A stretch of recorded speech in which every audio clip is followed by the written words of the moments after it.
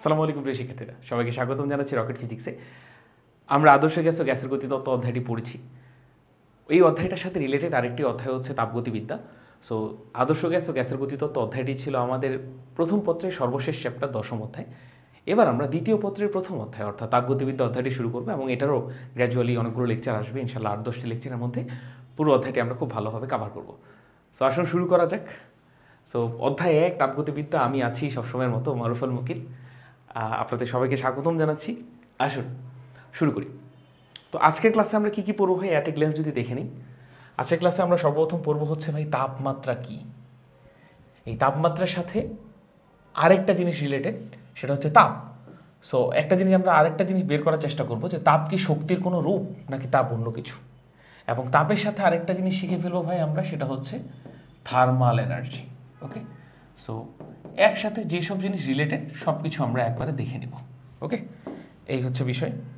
এরপর আবার আমরা পড়তে যাচ্ছি হচ্ছে থার্মোমিটার কি ও কেন।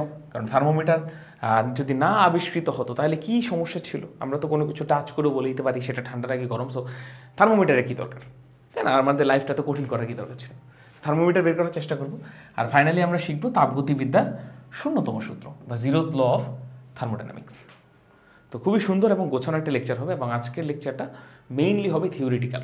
আমরা অনেক কোয়েশ্চেনে অ্যান্সার শুনবো। সো আসুন ভাই শুরু করা যাক। সর্বপ্রথম কোয়েশ্চেন দিয়ে আমরা শুরু করব, বাট তার আগে আমরা একটু কিছু জিনিসের উত্তর খোঁজার চেষ্টা করি। যেমন সর্বপ্রথম একটা জিনিস আমাদের এখানে আসে, যেহেতু আদর্শ গ্যাস অধ্যায়টা আমরা মাত্র পড়লাম, সেই অধ্যায়ের একটা বেসিক দিয়ে আমরা শুরু করছি। সো ধরে নিচ্ছি এটা একটা কন্টেনার অসংখ্য মলিকিউল আছে, M1, M2, M3 ভরের। সো আদর্শ গ্যাস মানেই কি ভাই আমরা ধরেই নিই না যে প্রত্যেকটা মলিকিউলের ভর কিন্তু সেম, M1 = M2 = M3। ধরে নিচ্ছি সবার ভর সেম, সেটা হচ্ছে M। আর এই যে দেখেন প্রত্যেকটা মলিকিউলের বেগ কিন্তু আলাদা আলাদা থাকে, মানে তাদের দ্রুতির মান আলাদা আলাদা থাকে। সো আমরা এরকম একটা কাজ করি না, আমরা তাদের বর্গমূল গড় বর্গবেগ ধরে নিই, VRMS বের করে নিই। সো আমরা ধরে নিচ্ছি এই মলিকিউলগুলোর বর্গমূল গড় বর্গবেগের মান হচ্ছে V। দ্যাট মিনস সবগুলো মলিকিউল আর আলাদা আলাদা বেগে ছুটবে না। হ্যাঁ, আগের বেগের ডিরেকশনই ছুটবে। এই M3 মলিকিউল এদিকেও ছুটবে, M2 মলিকিউল এদিকেই ছুটবে, M1 মলিকিউল এদিকেই ছুটবে। জাস্ট ডিফারেন্ট দ্রুতিতে না, এখন সবাই V দ্রুতিতে ছুটবে। সো এতে আমাদের লাইফটা ইজিয়ার হয়ে যায়, যেহেতু সবারই বেগ আলাদা আলাদা, দ্রুতির মানটা আলাদা আলাদা, বাট তাদের মানটা খুবই কাছাকাছি। সো আমরা তাদের একটা গড়, বিশেষ একটা গড় মান বের করে ফেলি। সো এগুলো তো আগের জিনিসই আপনারা জানেন। সো এই যে দেখেন প্রত্যেকটা মলিকিউলের ভর একই এবং প্রত্যেকটা মলিকিউলের দ্রুতির মানটা একই, কিন্তু বেগের ডিরেকশনটা আগের মতো করেই থাকবে। এই জিনিসগুলো আমরা জানি। এবার আসেন আইডিয়াল গ্যাস থেকে একটু রিভিশন দিয়ে নিলাম। এবার আমরা পড়বো হচ্ছে তাপমাত্রা কী জিনিস, সেই জিনিসটা। সো সর্বপ্রথম আমরা শিখবো ভাই টেম্পারেচার কী জিনিস। টেম্পারেচারের বাংলা হলো তাপমাত্রা। সো আসুন সর্বপ্রথম আমরা শেখার চেষ্টা করি তাপমাত্রা কী জিনিস। আসুন খোঁজার চেষ্টা করি। সো তাপমাত্রাটাকেও ভাই ম্যাক্রোস্কোপিক আর মাইক্রোস্কোপিক লেভেলে আমাদের বোঝা লাগবে। ম্যাক্রোস্কোপিক মানে হচ্ছে একদম বাহিরের জিনিসটা, বড় বড় জিনিস, আর মাইক্রোস্কোপিক মানে অণু লেভেলে গিয়ে বুঝবো। তো ম্যাক্রোস্কোপিক লেভেলে তাপমাত্রার সংজ্ঞাটা অত একটা ভালো আমাদেরকে সংজ্ঞা বা অত ভালো আমাদের অনুভূতি দেয় না, অত ভালো ফিলিংস দেয় না, মানে অত ভালো আমরা ফিল করতে পারি না তাপমাত্রাটা কি। এই জন্য মাইক্রোস্কোপিক লেভেলে যাওয়া লাগবে। তো আসেন আমরা ম্যাক্রোস্কোপিক লেভেলে বুকিশ যে ডেফিনেশনটা আছে সেটাকে দেখার চেষ্টা করি। সো ডেফিনেশনটা হচ্ছে এরকম, ম্যাক্রোস্কোপিক লেভেলে তাপমাত্রার ডেফিনেশন হচ্ছে এরকম, মিজার অফ মানে পরিমাপ, মিজার মানে পরিমাপ of hotness or coldness of an object. একটি বস্তুর ঠান্ডা বা গরম, মানে কতটুকু ঠান্ডা বা কতটুকু গরম, এটার পরিমাপটাই হচ্ছে তাপমাত্রা। এটা তো সহজ একটা জিনিস, এটা তো আমরা এমনিতেও বুঝি তাপমাত্রা মানে কি। সো আমাদের বইয়ের যে ল্যাঙ্গুয়েজ আছে ভাই বুকিশ ল্যাঙ্গুয়েজ, সেখানে বলা আছে তাপমাত্রা হচ্ছে কোনো বস্তুর এমন এক তাপীয় অবস্থা যা নির্ধারণ করে বস্তুটি অন্য কোনো বস্তুর সংস্পর্শে আসলে এটি দ্বিতীয় বস্তুটিকে তাপ দিবে নাকি তা হতে তাপ গ্রহণ করবে। সো এই সংজ্ঞাগুলো থেকে না খুব একটা ভাই ভালো ধারণা পাওয়া যায় না যে তাপমাত্রা আসলে জিনিসটা কি, কেন এক বস্তু থেকে আরেক বস্তুতে তাপ যাবে। তাপমাত্রা আমাদেরকে ধারণা দিচ্ছে কোন বস্তু থেকে কোন বস্তুতে তাপ যাবে, তো কেন তাপ যাবে, তাপ জিনিসটা কি আবার, আর তাহলে তাপমাত্রাটাই কি, কেন তাপ যাচ্ছে, এগুলো অনেক অ্যাসোসিয়েট প্রশ্ন চলে আসে। সো আমরা সেই জিনিসগুলোরই ধারণাটা খোঁজার চেষ্টা করব। সো ম্যাক্রোস্কোপিক লেভেলে যেহেতু আমরা তাপমাত্রা খুব ভালো একটা সংজ্ঞা পেলাম না, এই জন্য আমরা মাইক্রোস্কোপিক লেভেলে যাব। মাইক্রোস্কোপিক লেভেলে কি বলে? সো মাইক্রোস্কোপিক লেভেলে তাপমাত্রা হচ্ছে ভাই এই যে measure of average kinetic energy of particles অথবা মলিকিউলস। সো এই যে মলিকিউলগুলোর যে অ্যাভারেজ কাইনেটিক এনার্জি, এগুলোর যে পরিমাপটা সেটাই হচ্ছে ভাই তাপমাত্রা। সো সহজ কথা যদি বলি ভাই, তাপমাত্রা যে কোন আমরা গ্যাসের ক্ষেত্রে ইমেজিন করছি এখানে সব কিছু মেইনলি, কারণ আইডিয়াল গ্যাস নিয়ে এই চ্যাপ্টারটা। সো গ্যাসের তাপমাত্রাটা হচ্ছে ভাই অ্যাভারেজ কাইনেটিক এনার্জির সমানুপাতিক। যদি মলিকিউলের অ্যাভারেজ কাইনেটিক এনার্জি বেশি হয় দ্যাট মিনস ওই গ্যাসটার তাপমাত্রা বেশি। যদি মলিকিউলগুলোর মানে প্রত্যেকটি মলিকিউলকে যে কাইনেটিক এনার্জি সেটাই তো অ্যাভারেজ কাইনেটিক এনার্জি, তাই না? সো অ্যাভারেজ কাইনেটিক এনার্জি যদি কোনো গ্যাসের মলিকিউলগুলোর কম থাকে দ্যাট মিনস ওই গ্যাসটা ঠান্ডা। সো যা আমি বলতে চাচ্ছি সেটা হচ্ছে ভাই কোনো গ্যাসের মলিকিউলগুলো যদি খুব দ্রুত ছোটাছুটি করে ঝিক ঝিক ঝিক ঝিক দ্যাট মিনস ওই গ্যাসের তাপমাত্রা বেশি। আর কোনো গ্যাসের মলিকিউলগুলো যদি আস্তে আস্তে ছোটাছুটি করে দ্যাট মিনস ওই গ্যাসের মানে ওই গ্যাসের তাপমাত্রা কম। কীভাবে বুঝলাম আসুন আমি দেখাচ্ছি। দেখুন ভাই প্রত্যেকটি মলিকিউলের বেগ আলাদা আলাদা, V1 V2 V3 এরকম না? তো আমরা তো এই আলাদা আলাদা বেগের জায়গায় আমরা তাদের গড় বেগ ইউজ করি, বর্গমূল গড় বর্গবেগ। সো এক একটা মলিকিউলের গতিশক্তির সূত্র কি ভাই? Half mv², half mv²। এক একটা মলিকিউলের গতিশক্তি, এখানে তো অসংখ্য মলিকিউল আছে। সো একটা মলিকিউলের যদি গতিশক্তি ইমেজিন করি তাহলে হাফ mv²। আর এই যে একটা মলিকিউলের গতিশক্তি এটাকে আমরা বলি না কোনো গ্যাসের kinetic energy, average kinetic energy. গড়ে প্রতিটি মলিকিউলের কতটুকু গতিশক্তি আছে সেটাই তো আমরা বলি অ্যাভারেজ কাইনেটিক এনার্জি। সো মলিকিউলের ভর তো ভাই কনস্ট্যান্ট, তাই না? বেগের সাথে তো আর ভরটা চেঞ্জ হয় না। সো অ্যাভারেজ কাইনেটিক এনার্জিটা বলা যায় যে মলিকিউলের বেগের বর্গের সাথে সমানুপাতিক। বুঝলাম? সো কোনো দিন যদি দেখেন যে কোনো গ্যাসের মলিকিউলগুলো খুব দ্রুত ছোটাছুটি করছে, বেগের মানটা যদি বেশি হয় দ্যাট মিনস ওই গ্যাসের অ্যাভারেজ কাইনেটিক এনার্জি কিন্তু বেশি, অ্যান্ড ভাইস ভার্সা। কোনো মলিকিউলের বেগ যদি কম হয় মানে আস্তে আস্তে ছোটাছুটি করে ঝিক ঝিক ঝিক ঝিক দ্যাট মিনস ওই গ্যাসের অ্যাভারেজ কাইনেটিক এনার্জি কম। অ্যাভারেজ কাইনেটিক এনার্জি কম মানে কি? তাপমাত্রা কম, কারণ তাপমাত্রা অ্যাভারেজ কাইনেটিক এনার্জির সাথে সমানুপাতিক। আর তাপমাত্রা হচ্ছে অ্যাভারেজ কাইনেটিক এনার্জি একটি পরিমাপ। সো তাপমাত্রা কী জিনিস আজকে কিন্তু আমরা ফিল করতে পারলাম। তাপমাত্রা আসলে অন্য কিছু না, কোনো অনুভূতি না। তাপমাত্রা হচ্ছে কোনো গ্যাসের বা যে কোনো পদার্থের মলিকিউলগুলোর অ্যাভারেজ কাইনেটিক এনার্জি। ওকে, আসুন আমরা আর একটু ভিতরে ঢোকার চেষ্টা করি এবং বোঝার চেষ্টা করি। সো ধরে নিচ্ছি দুইটা আলাদা আলাদা কন্টেনার আছে ভাই, একটা কন্টেনার এইটা আর একটা কন্টেনার এটা। দুইটা কন্টেনারে একই রকম গ্যাস ধরেন আছে। সো এখানে একটা গ্যাস আছে, ওখানে ধরুন ওই গ্যাসটাই আছে। এখানে যে গ্যাসটা আছে সেটা আছে হচ্ছে ভাই T1 টেম্পারেচারে। ওকে, এখানে যে গ্যাসটা আছে সেটা আছে T1 টেম্পারেচারে, এখানে যে গ্যাসটা আছে সেটা আছে T2 টেম্পারেচারে। এবং গ্যাস থাকা মানে কি? গ্যাসের অসংখ্য মলিকিউল থাকবে। সো আমি অসংখ্য মলিকিউল না দেখে দুইটা মলিকিউল করে দেখিয়েছি, ঠিক আছে? সো এই গ্যাসের মলিকিউলগুলো আর এই গ্যাসের মলিকিউলগুলো কিন্তু দেখতে সেম, যেহেতু একই গ্যাস। সো এই মলিকিউলগুলো আর এই মলিকিউলগুলো ভরও সেম, যেহেতু একই গ্যাস। কিন্তু ভিন্ন তাপমাত্রা থাকায় তাদের কি গড় বেগটা খুব মানে আলাদা হয়ে যাবে, বর্গমূল গড় বর্গবেগটা। সো এই মলিকিউলগুলো মানে দেখেন ব্যাপারটা, যদি কোনো কারণে আমরা ইমেজিন করে নিই যে T1 এর ভ্যালুটা T2 থেকে বড়, অর্থাৎ প্রথম গ্যাসের টেম্পারেচার দ্বিতীয় গ্যাসের টেম্পারেচারের থেকে বেশি, দ্যাট মিনস এই গ্যাসের মলিকিউলগুলো কি গতিশক্তি বেশি বেশি হবে, গড় গতিশক্তি বেশি হবে। গড় গতিশক্তি বেশি হওয়া মানে কি? এই গ্যাসের মলিকিউলগুলোর যে বর্গমূল গড় বর্গবেগটা আছে সেটা বেশি বেশি হবে এই গ্যাসের তুলনায়। সো ধরে নিচ্ছি এই গ্যাসের এক একটা মলিকিউলের বর্গমূল গড় বর্গবেগ হচ্ছে V1। ওকে, এদের বর্গমূল গড় বর্গবেগ হচ্ছে ভাই V1। প্রতিটি মলিকিউলের বেগটা একটাই ধরে নিচ্ছি আমরা, বর্গমূল গড় বর্গবেগ। আর এই গ্যাসের মলিকিউলগুলোর বর্গমূল গড় বর্গবেগ ধরে নিচ্ছি আমরা V2। Okay, V2।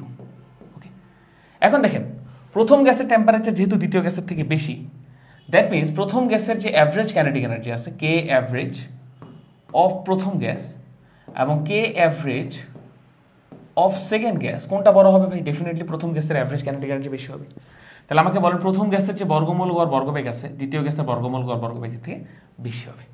That means প্রথম গ্যাসের মলিকিউলগুলো বেশি জোরে ছোটাছুটি করবে ঝিক ঝিক ঝিক ঝিক ঝিক ঝিক, আর দ্বিতীয় গ্যাসের মলিকিউলগুলো তুলনামূলক আস্তে ছোটাছুটি করবে ঝিক ঝিক ঝিক ঝিক, এরকম ইমেজিন করাচ্ছি আর কি। আসুন ভাই এবার আমি আপনাদেরকে একটু ভালো মতো শেখাতে যাই। তাপমাত্রা জিনিসটা তো আমরা অনেকটাই বুঝে গেলাম, তাপমাত্রার সাথে অণুর গতিশক্তির একটা সম্পর্ক আছে, এটাই মাইক্রোস্কোপিক লেভেলে তাপমাত্রার সংজ্ঞা। এবার আসুন ভাই আমরা থার্মাল এনার্জি একটা টপিক শিখি, খুবই ইন্টারেস্টিং। সো টপিকটা আমি শেখাবো ভাই একটা আলাদা হবে, একটা অ্যানালজি দিয়ে। ঠিক যেমন আমরা বিদ্যুৎ বিভব পড়তে গিয়ে দেখি যে কোথাও একটা উঁচু পানির স্তম্ভটা উঁচু, আর কোথাও পানি বেশি পানি কিন্তু স্তম্ভটা কম। সো উঁচু জায়গা থেকে পানি যেমন নিচে আসে, সেরকম আমরা বলি উচ্চ বিভব থেকে নিম্ন বিভব থেকে কারেন্ট আসে। সো এটা তো পানি দিয়ে জাস্ট একটা জিনিসের সাপেক্ষে আরেকটা জিনিস বোঝাচ্ছি। ঠিক যেমন হচ্ছে আমরা চিনি আর পানির দ্রবণ পড়িয়েছি এবং ওটার সাথে মিল করে আমরা বায়ুর সাথে বাষ্পর যে দ্রবণটা আছে বা যে আপেক্ষিক আর্দ্রতা আছে সেই জিনিসটা বুঝিয়েছি। সো একটা সাপেক্ষে আরেকটা জিনিস বোঝানোকে বলে অ্যানালজি। সো আমি আপনাদেরকে এবার যে টপিকটা পড়াবো সেটার নাম হচ্ছে ভাই thermal energy. So thermal energy পড়ানোর আগে আমার একটা অ্যানালজি দেওয়া দরকার, সো এই কারণে এই দুটো চিত্র এঁকেছি। সো ধরে নিচ্ছি A আর B দুটো আলাদা আলাদা রুম আছে ভাই। এ রুমে 10 জন বালক আছে, বি রুমে 2 জন বালক আছে, দেখতে পাচ্ছি। এ রুমে এই 10 জন বালককে আমরা প্রত্যেককে 2 টাকা করে দিলাম, বি রুমে 2 জন বালককে প্রত্যেককে আমরা 5 টাকা করে দিলাম। এবার আসলে অ্যানালাইসিস করি। সো আমরা যদি অ্যাভারেজ টাকার হিসাব করতে চাই, অ্যাভারেজ টাকা, তাহলে আমাকে বলেন কোন রুমে বেশি অ্যাভারেজ টাকা আছে? নিশ্চয়ই এ রুমের থেকে বি রুমে অ্যাভারেজ টাকা বেশি আছে, কারণ এ রুমে প্রত্যেকের কাছে 2 টাকা করে, গড়ে প্রত্যেকের কাছে 2 টাকা, আর ওখানে গড়ে প্রত্যেকের কাছে 5 টাকা আছে। সো এ রুমের থেকে বি রুমে অ্যাভারেজ টাকা বেশি আছে। বাট যদি আমরা টোটাল টাকার হিসাব করতে চাই ভাই, টোটাল টাকা, তাহলে আমাকে বলেন তো কোথায় বেশি আছে ভাই? এখানে 2 টাকা করে আছে প্রত্যেকজনের কাছে, বাট 10 জনের কাছে আছে 10 দ্বিগুণে 20 টাকা। এখানে প্রত্যেকের কাছে 5 টাকা থাকলো, যেহেতু মানুষ 2 জন, সো 2 জন মানুষের কাছে টোটাল টাকা আছে 5 দ্বিগুণে 10 টাকা। সো মোট টাকা কিন্তু এ নামক রুমটাতে বেশি আছে। সো মোট টাকার ক্ষেত্রে আমরা বলবো এ রুমে বি রুমের থেকে বেশি আছে। সো এই যে দেখেন ভাই, এই যে দেখেন, এখানে আমি অ্যানালজিটা কি করব, এই যে গড় টাকা যে আছে, অ্যাভারেজ টাকা, এই অ্যাভারেজ টাকাকে আমরা ইমাজিন করব হচ্ছে টেম্পারেচারের সাথে, আর এই যে টোটাল টাকা যে আছে এটার সাথে আমরা ইমাজিন করব হচ্ছে ভাই থার্মাল এনার্জি। ওকে, আপাতত জাস্ট আপনাদেরকে একটা ধারণা দিলাম, এরপর একটু পরে আর একটু ক্লিয়ারলি বুঝাবো। সো গড়ে প্রত্যেকটা অণুর কাছে যে গতিশক্তিটা আছে সেটাকে আমরা বলবো হচ্ছে তাপমাত্রা, আর হচ্ছে ভাই টোটাল যে গতিশক্তিটা আছে, একটা কন্টেনারে তো অসংখ্য মলিকুল আছে, সো প্রত্যেকের একটা গতিশক্তি আছে, সেই গতিশক্তিটা যদি আমরা যোগ করে দিই, তাহলে একটা কন্টেনারের টোটাল যে গতিশক্তি আছে সেটাকে আমরা বলবো সেই কন্টেনারে অবস্থিত মোট থার্মাল এনার্জি, গ্যাসের যে থার্মাল এনার্জি আছে সেটা। কিছুটা আশা করি আজ করতে পেরেছেন, এবার আসেন আমি আপনাদেরকে আর একটু ক্লিয়ারলি বুঝি। সো ধরেন 2 জন মানুষ সি বিচে বসে চা খাচ্ছে, এটা সবারই নিশ্চয়ই একটা ড্রিম লাইফ, তাই না? বিয়ে টিয়ে করবো ইনশাল্লাহ, বউ বাচ্চা বা বউ নিয়ে এরকম একটা সি বিচে আমরা যাবো, এটা তো সবাই কল্পনা করতে পারি, কিংবা বাবা মাকে নিয়ে যেতে পারি আমরা, এখন আমার বাবা আর আমার মা এখানে বসবে, বা আপনার বাবা আপনার মা বসবে, এরকম একটা জিনিস আমরা কল্পনা করতেই পারি। ওকে, সো ধরে নিচ্ছি ভাই এটা আমি রেড কালার ইউজ করি, এইটা হচ্ছে আমাদের সি, আর ইনাদের হাতে যে জিনিসটা আছে সেটাকে আমরা বলতে পারি হচ্ছে, তো এটা হচ্ছে আমাদের সি, আর ইনাদের হাতে যা আছে সেটাকে আমরা বলতে পারি টি, বা চা খাচ্ছে, এনজয় করছে দুজন। ওকে, সো আমরা একটা জিনিস ধরে নিতে পারি ভাই, সি এর যে পানিটা আছে, পানির তাপমাত্রা ধরে নিচ্ছি 25 ডিগ্রি সেলসিয়াস, ধরে নিতে তো আর অসুবিধা নেই। আর চা তো ভাই কেউ ঠান্ডা খায় না, চা তো গরম খায়, ধরে নিচ্ছি চায়ের তাপমাত্রা হচ্ছে ভাই 70 ডিগ্রি সেলসিয়াস, জাস্ট ধরে নিচ্ছি। ওকে, সো দুজনই গরম গরম চা খাচ্ছে, এনজয় করছে, আর সেখানে সমুদ্রের পানির তাপমাত্রা তো অনেক কম। এখন একটা জিনিস বুঝেন ভাই, আমাকে একটা জিনিস বুঝান, টি আর সির মধ্যে যদি আমরা তুলনা করতে চাই, এই পাশে লিখলাম টি আর এই পাশে লিখলাম হচ্ছে সি। ওকে, তুলনা করতে চাচ্ছি, তো অনুসংখ্যা আমাকে বলেন। সর্বপ্রথম আমরা ধরেন অনুসংখ্যা তুলনা করছি, অনুসংখ্যা, ঠিক আছে? অনুসংখ্যা চায়ে ধরেন আছে 10টি। ওকে, ধরেন একটা সংখ্যা দিচ্ছি, চায়ে আছে ধরেন পানির অনুসংখ্যা, চা তো পানি দ্বারা তৈরি, ধরেন এটা র চা ধরেন, ক্লিয়ারলি একদম পানি ধরেন, ঠিক আছে? গরম পানি খাচ্ছে দুইজনে, আর সমুদ্রে আছে ঠান্ডা পানি।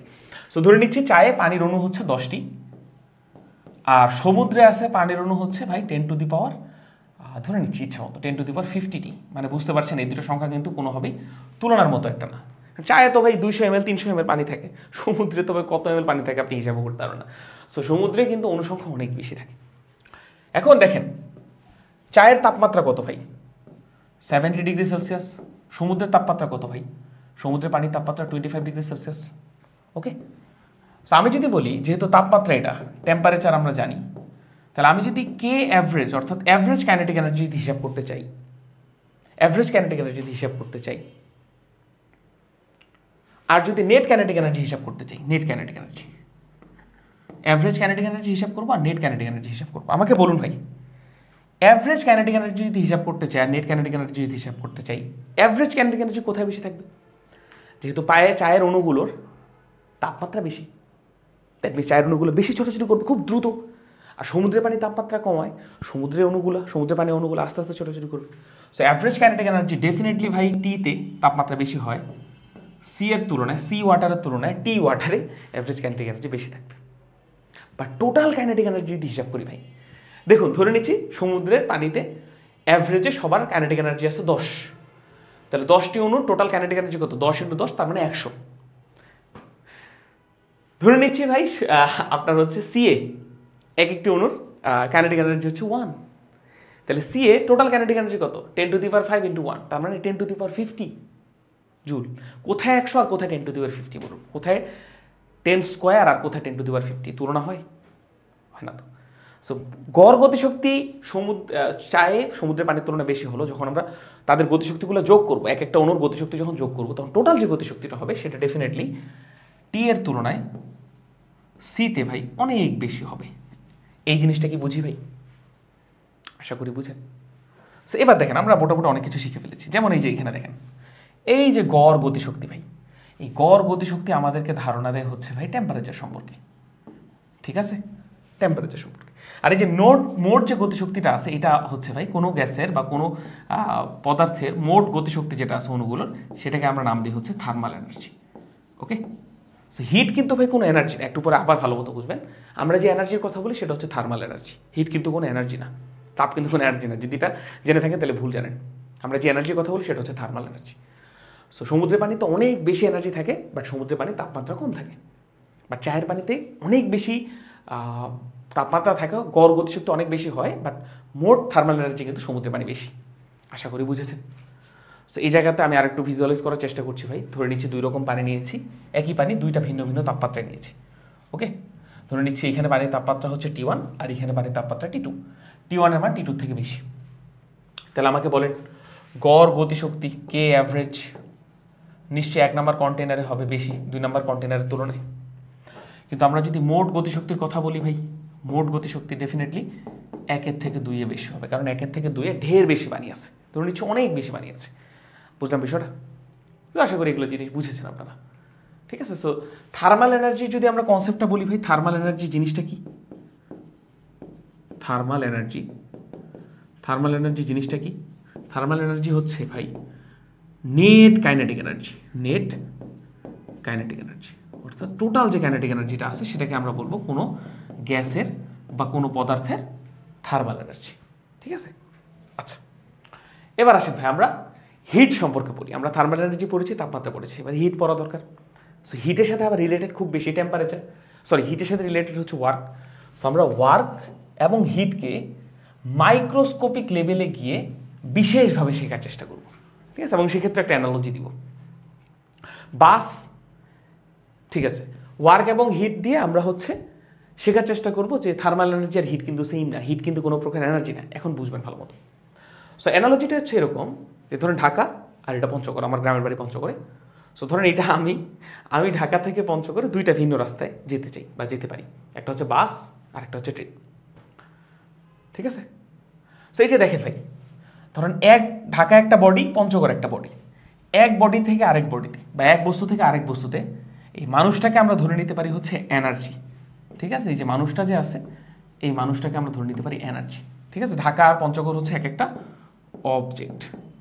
সো ভালো মতো বুঝবেন, এক অবজেক্ট থেকে আরেক অবজেক্টে এই যে এনার্জিটা যেতে পারে 2টা ভিন্ন রাস্তায়, একটা হচ্ছে বাসের মাধ্যমে ভাই, আরেকটা হচ্ছে ট্রেনের মাধ্যমে। এই যে বাসের মাধ্যমে যাওয়া এটাকে আমরা বলি হচ্ছে ওয়ার্ক বা কাজ, আর ট্রেনের মাধ্যমে যাওয়া এটাকে আমরা বলি হচ্ছে হিট, ঠিক আছে।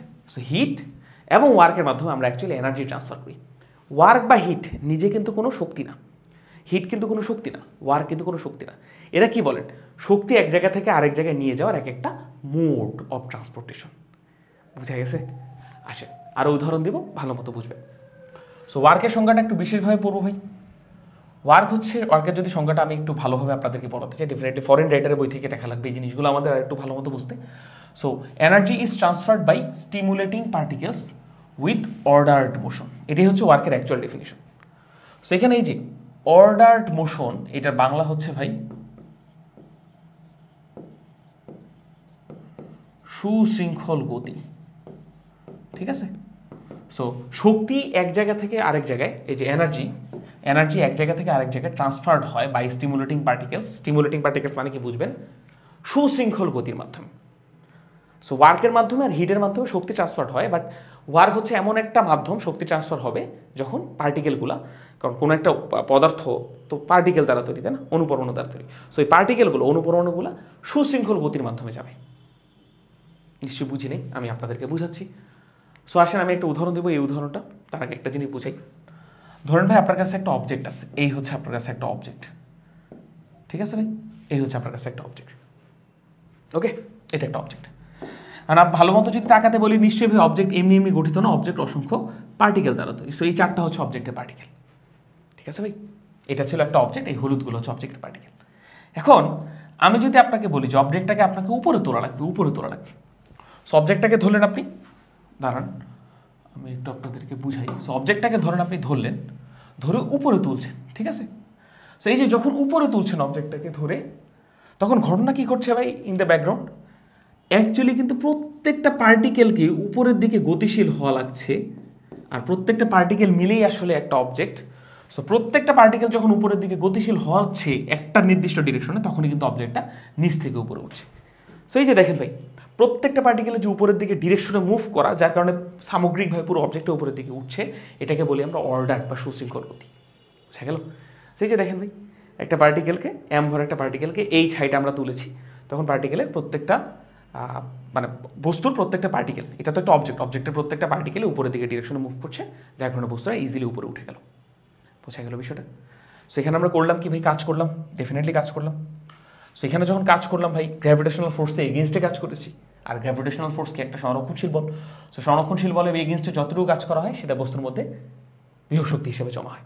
সো এই যে দেখেন ব্যাপারটা, সো এখানে আমরা যতটুকু কাজ করি, work done by external force, external force প্রয়োগ করেই তো বস্তুকে উপরের দিকে তুলে, তাই না। এই যে এক্সটার্নাল ফোর্স প্রয়োগ করলেন বলেই তো বস্তু নিচ থেকে উপরে উঠলো, এমনি এমনি কি উপরে উঠতো, উত্তর হচ্ছে না। সো এক্সটার্নাল ফোর্স প্রয়োগ করলেন বললেই বস্তু উপরের দিকে উঠলো, আর যখন উপরের দিকে উঠলো তখন বস্তুর মধ্যে কিছু পরিমাণ পোটেনশিয়াল এনার্জি চেঞ্জ হলো বা পোটেনশিয়াল এনার্জি জমা হলো, এবং সেই পোটেনশিয়াল এনার্জি মানটা কত হয়, mgh। আমি ধরে নিচ্ছি এই এইচের মানটা পৃথিবীর রেডিয়াসের তুলনায় অনেক ছোট, মানে খুব অল্প উচ্চতায় তুলেছি এবং ধীরে ধীরে তুলেছি, ঠিক আছে। সো যতটুকু ফোর্স এই বাহ্যিক বল দ্বারা কাজ করলাম, পুরোটা বস্তুর মধ্যে শক্তি হিসেবে জমা করলো। তো এই যে দেখেন, আমি তো এটাই বলেছিলাম, ওয়ার্কের মাধ্যমে শক্তি জমা হয়, এটা তো শক্তি না, এটা তো এনার্জি, ঠিক না ভাই, এটা তো এনার্জি বা শক্তি। সো ওয়ার্কের মাধ্যমে শক্তি জমা হয় কিভাবে ভাই, যখন পার্টিকেলগুলো, বস্তুর যে পার্টিকেলগুলো আছে সবাই সুশৃঙ্খল গতি দ্বারা উপরের দিকে বা যে কোনো একটা ডিরেকশনে গতিশীল হয়। নিশ্চয়ই কিছুটা ফিল পেলেন। আরও যদি ফিল পেতে চান আরও উদাহরণ দিচ্ছি। ধরেন ভাই আপনার কাছে এবারও একটা পার্টিকেল আছে, মানে একটা অবজেক্ট আছে, এই হচ্ছে একটা অবজেক্ট। সো ডেফিনেটলি অবজেক্ট যদি থাকে ভাই, অবজেক্ট এমনি তো না, অবজেক্ট অনেক অসংখ্য পার্টিকেল দ্বারা তৈরি। সো ধরে নিচ্ছি এই হচ্ছে এগুলো একটা অবজেক্টের পার্টিকেল, ঠিক আছে। এখন আপনি এই অবজেক্টটাকে এই দিকে মুভ করাতে চাচ্ছেন, ঠিক আছে, বল প্রয়োগ করে এই দিকে মুভ করাতে যাচ্ছেন, ঠিক আছে। ধরে নিচ্ছি অবজেক্টটা গ্রাউন্ডে আছে, এই যে এটা হচ্ছে গ্রাউন্ড, ঠিক আছে।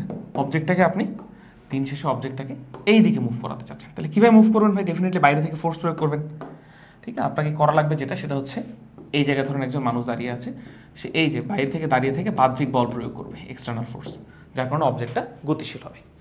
সো অবজেক্টটা যদি আগে থেকে একটা গতি থেকে থাকে ভাই, ইউ বেগে ধরেন আগে থেকেই গতিশীল হচ্ছিল, তারপর আপনি আবার বল প্রয়োগ করেন, তাহলে আরও বেশি বেগে গতিশীল হবে, অ্যাক্সেলারেশন আসবে।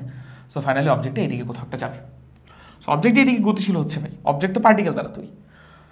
সো পার্টিকেলগুলা এই যে এইদিকে গতিশীল হচ্ছে বলেই কিন্তু অবজেক্টটা আলটিমেটলি, এই পুরো জিনিসটা মিলেই তো অবজেক্ট, এই পুরো জিনিসটা মিলেই তো অবজেক্ট।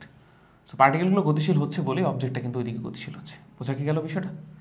আশা করি বুঝতে পেরেছেন। ওকে, সো এটা এখানে দেওয়া আছে, এই যে একটা বস্তু, তো নিচে বস্তুর ভর m, আদি বেগ হচ্ছে 0। আপনি যদি বাহ্যিক বল প্রয়োগ করেন, সো ফাইনালি বস্তুটা ধরেন একটা ভি বেগ অর্জন করবে, ঠিক আছে।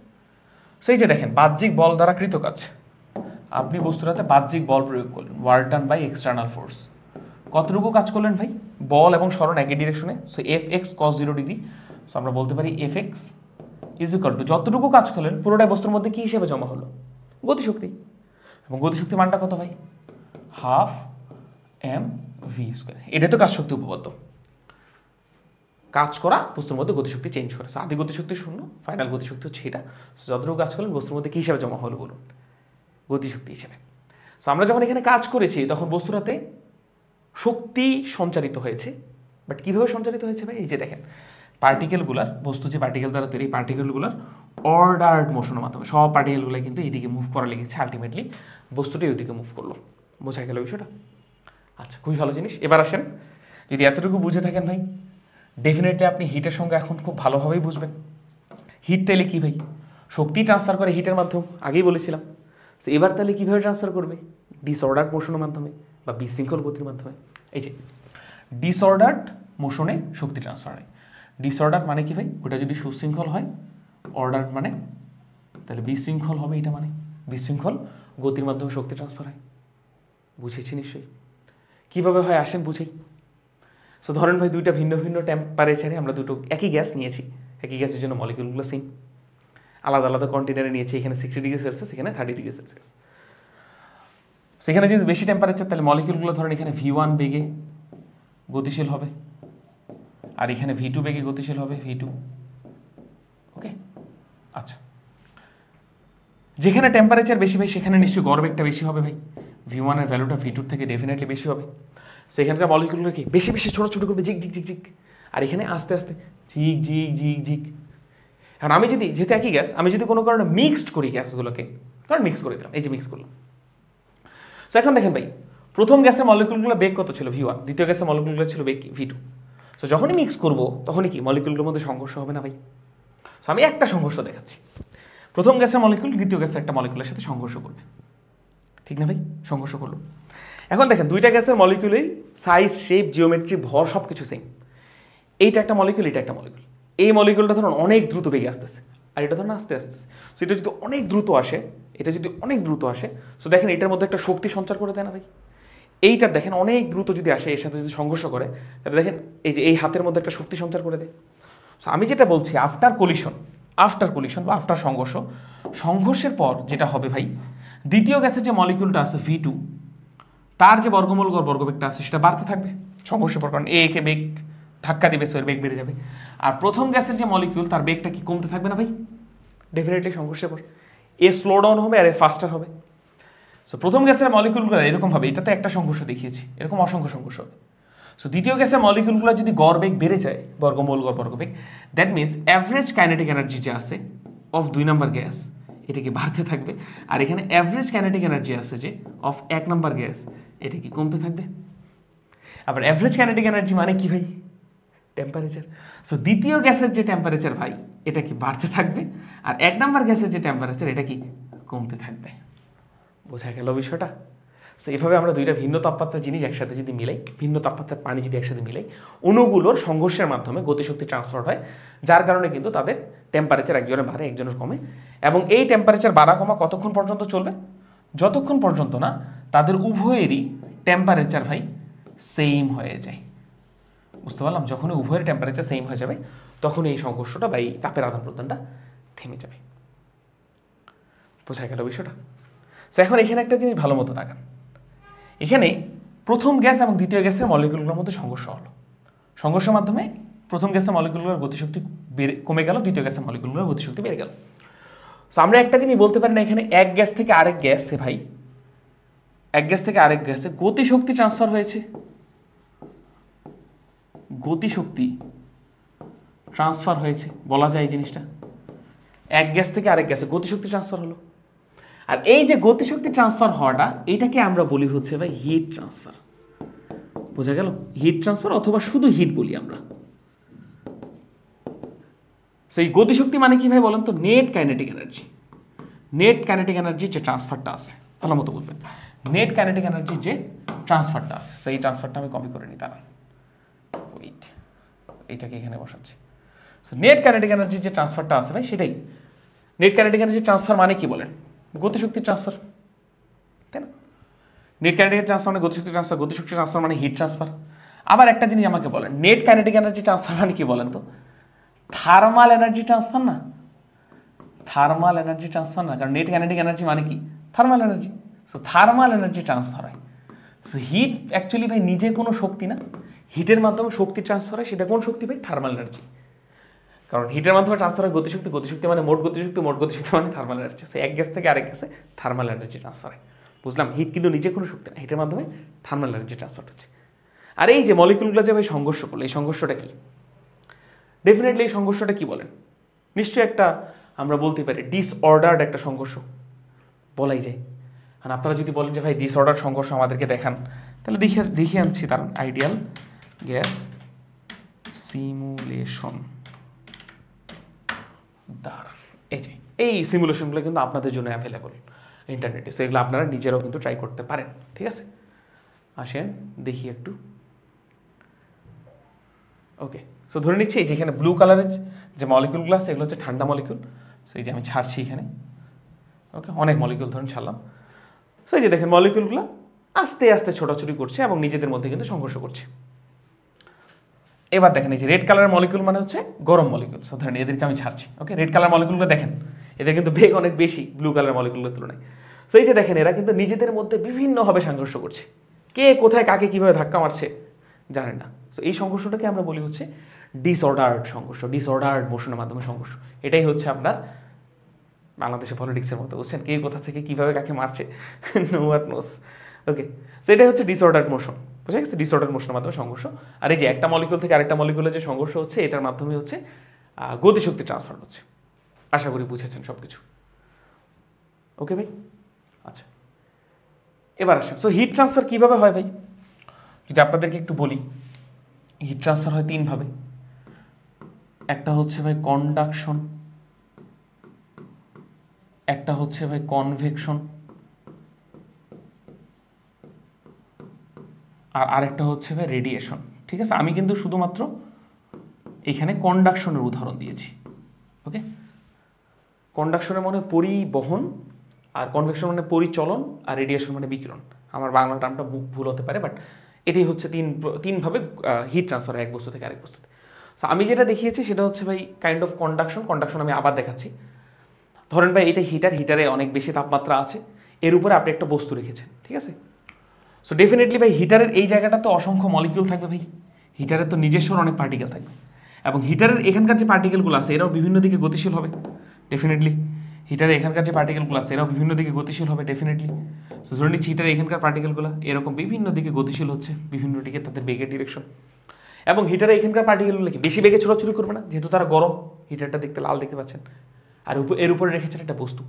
সো বস্তুর যে তলানির পার্টিকেলগুলো আছে ভাই, এই যে তলানির পার্টিকেলগুলো মানে এই যে এই পার্টিকেলগুলো যেটা বস্তুর একদম তলানিতে আছে, আর হিটারের যে তলানির পার্টিকেলগুলো আপার সারফেসে যে পার্টিকেলগুলো, এরা নিজেদের সাথে সংঘর্ষ করে। যখনই সংঘর্ষ করে হিটারের পার্টিকেলগুলো যেহেতু বেশি বেগে ছোটাছুটি করছে, অবজেক্টের পার্টিকেলগুলো যেহেতু আস্তে ছোটাছুটি করছে, হিটারের পার্টিকেল থেকে অবজেক্টের পার্টিকেলে কিন্তু গতিশক্তি ট্রান্সফার হয়। আর এই গতিশক্তি ট্রান্সফারটাকে আমরা বলি হিট ট্রান্সফার। সো এইভাবে হিটারের মাধ্যমে আপনারা যে বস্তুটা দেন সেই বস্তুতে তাপ যায়। বুঝলাম বিষয়টা? এই ঘটনাটাকেই বলা হচ্ছে কন্ডাকশন, ওকে। সো কন্ডাকশন কী জিনিস আশা করি বুঝেছেন। কন্ডাকশন মানে হচ্ছে কঠিন বস্তুতে যেভাবে হিট ট্রান্সফার হয়। কনভেকশনটা সম্পর্কে একটু ধারণা দিই, এগুলো আপনারা ইউটিউবে সার্চ দিলে অনেক ভালো মতো ভিডিও পাবেন, অনেক সুন্দর সুন্দর দেখে নিতে পারেন। কনভেকশনের ভিডিও দিচ্ছেন, আর কনভেকশনটা আপনাদেরকে শেখাচ্ছি। দেখেন ধরে নিচ্ছি এটা একটা হিটার ভাই, ওকে। হিটারের মধ্যে ধরে নিচ্ছি এটা একটা পাত্র, এই পাত্রের মধ্যে ধরে নিচ্ছি পানি আছে, এই যে পানি। এখন দেখেন হিটারের নিশ্চয়ই মলিকিউল আছে ভাই। হিটারের যে নিচের দিকের মলিকিউলগুলো যে আছে, এই মলিকিউলগুলা পানিতে থাকা যে মলিকিউলগুলো আছে এদের সাথে সংঘর্ষ করবে প্রতিনিয়ত। হিটারের মলিকিউলগুলো অনেক দ্রুত বেগে ছোটাছুটি করবে নিচের দিকে, আর পানি মলিকিউলগুলো আস্তে ছোটাছুটি করবে। সো হিটারের মলিকিউলের সাথে পানি মলিকিউলের সংঘর্ষ হবে। হিটারের মলিকিউলের গতিশক্তি যেহেতু বেশি, পানির মলিকিউলের গতিশক্তি যেহেতু কম, সো গতিশক্তি থেকে হিটারের মলিকিউল থেকে পানির মলিকিউলে মানে স্থানান্তরিত হবে। সো এখান থেকে এখানে হিট গেল। আবার দেখেন পানির, ভালো মতো বুঝবেন, পানির এইখানকার অণুগুলোর মধ্যে যখন হিট ট্রান্সফার হলে এখানকার অণুগুলো কি গরম হয়ে যাবে না? আর পানি যেহেতু একটা ফ্লুইড, এটা গ্যাসের ক্ষেত্রে সেম ঘটনা, যখনই কোনো কিছুর গরম হয়ে যায়, ফ্লুইডের মধ্যে, তখনই সেটা কি এক্সপেনশন ঘটে, ভলিউম বেড়ে যায়। সো একই জিনিস আগে অল্প জায়গায় ছড়িয়েছিল, এখন বেশি জায়গায় ছড়িয়ে গেল। যখনই বেশি জায়গায় ছড়িয়ে যায় একই জিনিস, ভলিউম যখন বেড়ে যায় তখন কি ঘনত্ব কমে যায় না ভাই? এইটুকু অংশের পানির জন্য, নিচের পানিটার জন্য। আর ঘনত্ব কমে যাওয়ার কারণে কি পানিটা হালকা হয়ে যায়। সো উপরের পানিটা, এই যে উপরের লেয়ারের পানিটা নিচের দিকে চলে আসে, কারণ এটা ভারী পানি, আর নিচের লেয়ার হালকা পানিটা উপরের দিকে চলে যাওয়া শুরু করে। সো এইভাবে পানির লেয়ারের নিচ থেকে উপরে আপ ডাউন হয় এবং হিট ট্রান্সফার হয় নিচ থেকে উপরে। বুঝা গেল? এটাকে বলি আমরা কনভেকশন। সো কন্ডাকশন শিখেছি, কনভেকশন শিখেছি। আর রেডিয়েশন মানে হচ্ছে ভাই, রেডিয়েশনের ক্ষেত্রে কোনো মাধ্যম লাগে না, সূর্য থেকে পৃথিবীতে যেভাবে হিট আসে। সেগুলো আপনারা ইউটিউব করবেন, অনেক সুন্দর সুন্দর ভিডিও পাবেন, ইনশাল্লাহ ভালো বুঝবেন, ওকে। এবার আসেন ভাই, অনেক কিছুই তো পড়ে ফেললাম। এবার আসেন আমাদের বাংলাদেশে, বা আমরা যেখান থেকে পড়া শুরু করি সেখানে চলে আসি। আমরা ডিরেক্টলি পড়া শুরু করি ভাই এখানে। যে দুটো অবজেক্ট আছে, একটা এ একটা বি, এই অবজেক্টের তাপমাত্রা 30°C, বি অবজেক্টের তাপমাত্রা 60°C, এ ঠান্ডা বি গরম, তাহলে কোথা থেকে কোথায় হিট ট্রান্সফার হবে? সো আমি ডিরেক্টলি এখান থেকে শুরু করিনি, আমি একটু গভীরে গিয়েছিলাম। রিজনটা হচ্ছে আপনারা যেন বুঝতে পারেন কোথা থেকে কোথায় হিট ট্রান্সফার হবে, হিট জিনিসটা কি, কেন হিট ট্রান্সফার হবে, এগুলো যেন বুঝেন। সো একটা তাপমাত্রা কম, একটা তাপমাত্রা বেশি। ধরে নিচ্ছি এই বস্তুতে থার্মাল এনার্জি আছে 100 জুল, এই বস্তুতে থার্মাল এনার্জি আছে 200 জুল। সো এখানে থার্মাল এনার্জি বেশি, এখানে থার্মাল এনার্জি কম। সো এই বস্তু থেকে বি বস্তু থেকে এই বস্তুর দিকে আপনার হিট ট্রান্সফার হবে, ঠিক আছে, হিট ট্রান্সফার হবে, বুঝলাম। আচ্ছা, এবার ধরে নিচ্ছি ভাই এই বস্তুর তাপমাত্রা বেশি, বি বস্তুর তাপমাত্রা কম, কিন্তু এ বস্তুতে ধরে নিচ্ছি স্টিল থার্মাল এনার্জি আছে 100 জুল, বি বস্তুতে স্টিল থার্মাল এনার্জি আছে 200 জুল, ধরুন কোনো একটা কারণে, বিশেষ কারণে। এবার কোথায় কোথায় হিট যাবে ভাই? আমাকে বলুন, হিট কি কখনো থার্মাল এনার্জির উপর ডিপেন্ড করে হয়? উত্তর হচ্ছে না। থার্মাল এনার্জি আমি জাস্ট ইচ্ছা করে দিয়েছি আপনাদের কনফিউজ করার জন্য। থার্মাল এনার্জি কোথায় কত এটা আমাদের দেখারও দরকার নেই। সো এখানে 100 জুল দেখার দরকার নেই, এখানে 200 জুল দেখার দরকার নেই। হিট সবসময় 60°C বস্তু থেকে 30°C বস্তুতে আসবে। কেন ভাই? কারণ 60°C বস্তুর পার্টিকেলগুলো বেশি বেগে ছোটাছুটি করবে, 30°C বস্তুর পার্টিকেলগুলো আস্তে আস্তে ছোটাছুটি করবে। সো এদেরকে যখন আমরা টাচ করাবো, কানেক্ট করাবো, তখন এখানকার মলিকিউলগুলোর সাথে এই মলিকিউলগুলোর সংঘর্ষ হবে। এখান থেকে এখানে গতিশক্তি আসবে, আর গতিশক্তি ট্রান্সফার মানে কি? Hit transfer. সো ভিতরে সায়েন্সটা কিন্তু এবার আমরা বুঝি। এবার সেম ঘটনা, কোথায় কত শক্তি হচ্ছে ভাই হোক, কোথায় কত শক্তি হচ্ছে হোক, হিট কিন্তু সবসময় এই 60°C থেকে 30°C বস্তুতেই যাবে। সো হিট জিনিসটা কি, কেন কোথা থেকে কোনো জায়গায় হিট ট্রান্সফার হয়, আশা করি এই জিনিসগুলো আপনারা এবার ফিল করতে পেরেছেন। ওকে, সো আসুন ভাই এবার আমরা আরও গভীরের দিকে যাব। যেমন এবার আমাদের পড়া উচিত হচ্ছে থার্মোমিটার কি। সো এতক্ষণ যা যা আলোচনা করেছি এগুলো সবই ছিল হচ্ছে বেসিক থিওরিস। এবার আসেন আমাদের প্রথম যে টপিক সেটার দিকে চলে আসে। প্রথম টপিক থার্মোমিটার। আমি কিন্তু তাপ গতিবিদ্যা অধ্যায়ের নামটা নিয়ে অনেক কিছু কথাবার্তা বললাম। তাপ কী জিনিস, তাপের গতি কী জিনিস, এক জায়গা থেকে আরেক জায়গায় তাপের যে গতি হয়, এক জায়গা থেকে যে আরেক জায়গায় তাপের মুভমেন্ট হয়, ফ্লো হয়, সেটা কী জিনিস এগুলো বুঝালাম। এবার আসেন থার্মোমিটারটা পড়ি। থার্মোমিটার মানে যার মাধ্যমে তাপমাত্রা পরিমাপ করা হবে। সো তার আগে একটু বোঝার চেষ্টা করি থার্মোমিটারের কী দরকার, থার্মোমিটার না হলে কী হতো। কোনো কিছুকে টাচ করি তো আমরা বুঝে যাই, টাচ করে কি আমরা ভুল ইনফরমেশন পাই নাকি সঠিক ইনফরমেশন পাই, এগুলো আসেন বোঝার চেষ্টা করি। সো ধরে নিচ্ছি ভাই এটা একটা রুম, এই যে রুমের মধ্যে এক কাপ চা আছে।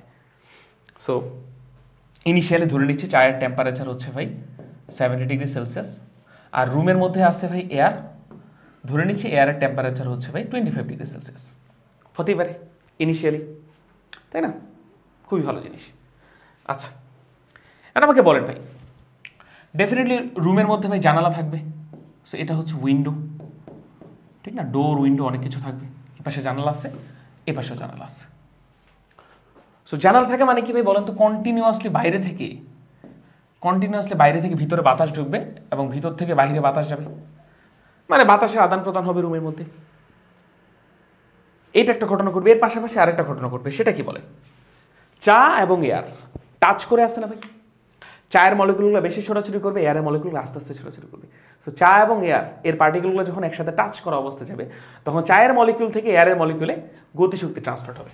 আমি যেটা বলতে চাচ্ছি যে টি থেকে এয়ারে হিট যাবে ভাই। স্বাভাবিক নেই জিনিসটা, যেহেতু টেম্পারেচার ডিফারেন্স আছে। যতক্ষণ পর্যন্ত তাদের উভয়ের টেম্পারেচার সেম হয়ে যায় ততক্ষণ পর্যন্ত হিট যাবে। সো চায়ের তাপমাত্রা ভাই কমতে থাকবে, এয়ারের টেম্পারেচার বাড়তে থাকা উচিত, কিন্তু এয়ারের টেম্পারেচার বাড়বে না। রিজন কি ভাই বলে দিই। রিজন হচ্ছে ভাই দেখেন বাইরে থেকে ভিতরে বাতাস ঢুকতে আছে, বেরোতে আছে। সো নতুন বাতাস জায়গা দখল করে ফেলবে, আগের পুরাতন বাতাস বাইরে চলে যাবে। সো কন্টিনিউয়াসলি এয়ার টি থেকে এয়ারে হিট যাচ্ছে, বাট এয়ার অনেক বেশি পরিমাণে হয়, কারণ এখানে তো আর অল্প এয়ার না ভাই, পুরো পৃথিবীর এয়ার কানেক্টেড। সো এই চায়ের অল্প হিট পুরো এয়ারটাকে গরম করতে পারে না। সো চায়ের টেম্পারেচারই কমে, এয়ারের টেম্পারেচার আগের মধ্যে থেকে যায়। সো চায়ের টেম্পারেচার কমতে কমতে কমতে কমতে একটা সময় গিয়ে এমন হয়ে যায় চায়ের টেম্পারেচার হয়ে গেছে ধরেন 25°C, ঠিক আছে? বাট এটা কিন্তু ইট টেক্স টাইম, অনেক টাইম লাগে, কিন্তু এক দুই ঘন্টা লেগে যেতে পারে। আমরা ধরুন কোনো একটা রুমে চায়ের কাপ রেখে বাইরে চলে গিয়েছিলাম, একদিন পরে আসলাম, এক্সপেক্ট করবো গরম চা খাবো, বাট এসে দেখি চা ঠান্ডা হয়ে গেছে। রিজন কি? চায়ের সাথে এয়ারের কন্টিনিউয়াসলি হিট আদান প্রদান হয়েছে, এই কারণে চা ঠান্ডা হয়ে গেছে, এয়ারের টেম্পারেচারে চলে আসে, ঠিক না? সো আমি এখান থেকে যে জিনিসটা বলতে চাচ্ছি ভাই, যে কোনো একটা রুমে আপনি যদি কোনো একটা বস্তুকে রেখে বাইরে চলে যান, অনেকক্ষণ পর যদি এসে ওই বস্তুটাকে হাত দেন তাহলে আপনি যে টেম্পারেচারটা বস্তুটার মধ্যে পাবেন সেই টেম্পারেচারটা হচ্ছে সেইখানকার এয়ারের টেম্পারেচারের সমান, পরিবেশের তাপমাত্রা সমান। কারণ সব কিছুই আলটিমেটলি যেহেতু টাচ করা অবস্থায় আছে, আমার সাথে পরিবেশের টাচ একটা আছে বা সবার সাথে সবার একটা টাচ আছে। হিউম্যান বডি তো একটা যন্ত্র, যন্ত্রের হিসাব আলাদা, বাট যেটার মধ্যে লাইফ নাই সেই জিনিসটার সাথে যেহেতু পরিবেশের একটা টাচ আছে, সো কন্টিনিউয়াসলি হিটের আদান প্রদান হয়। সো একটা সময় গিয়ে সব বস্তুই পরিবেশের তাপমাত্রা সমান তাপমাত্রায় কিন্তু চলে আসে। ঠিক আছে, আচ্ছা এবার আসেন, এবার আমি আপনাদেরকে একটা উদাহরণ দিই। ধরেন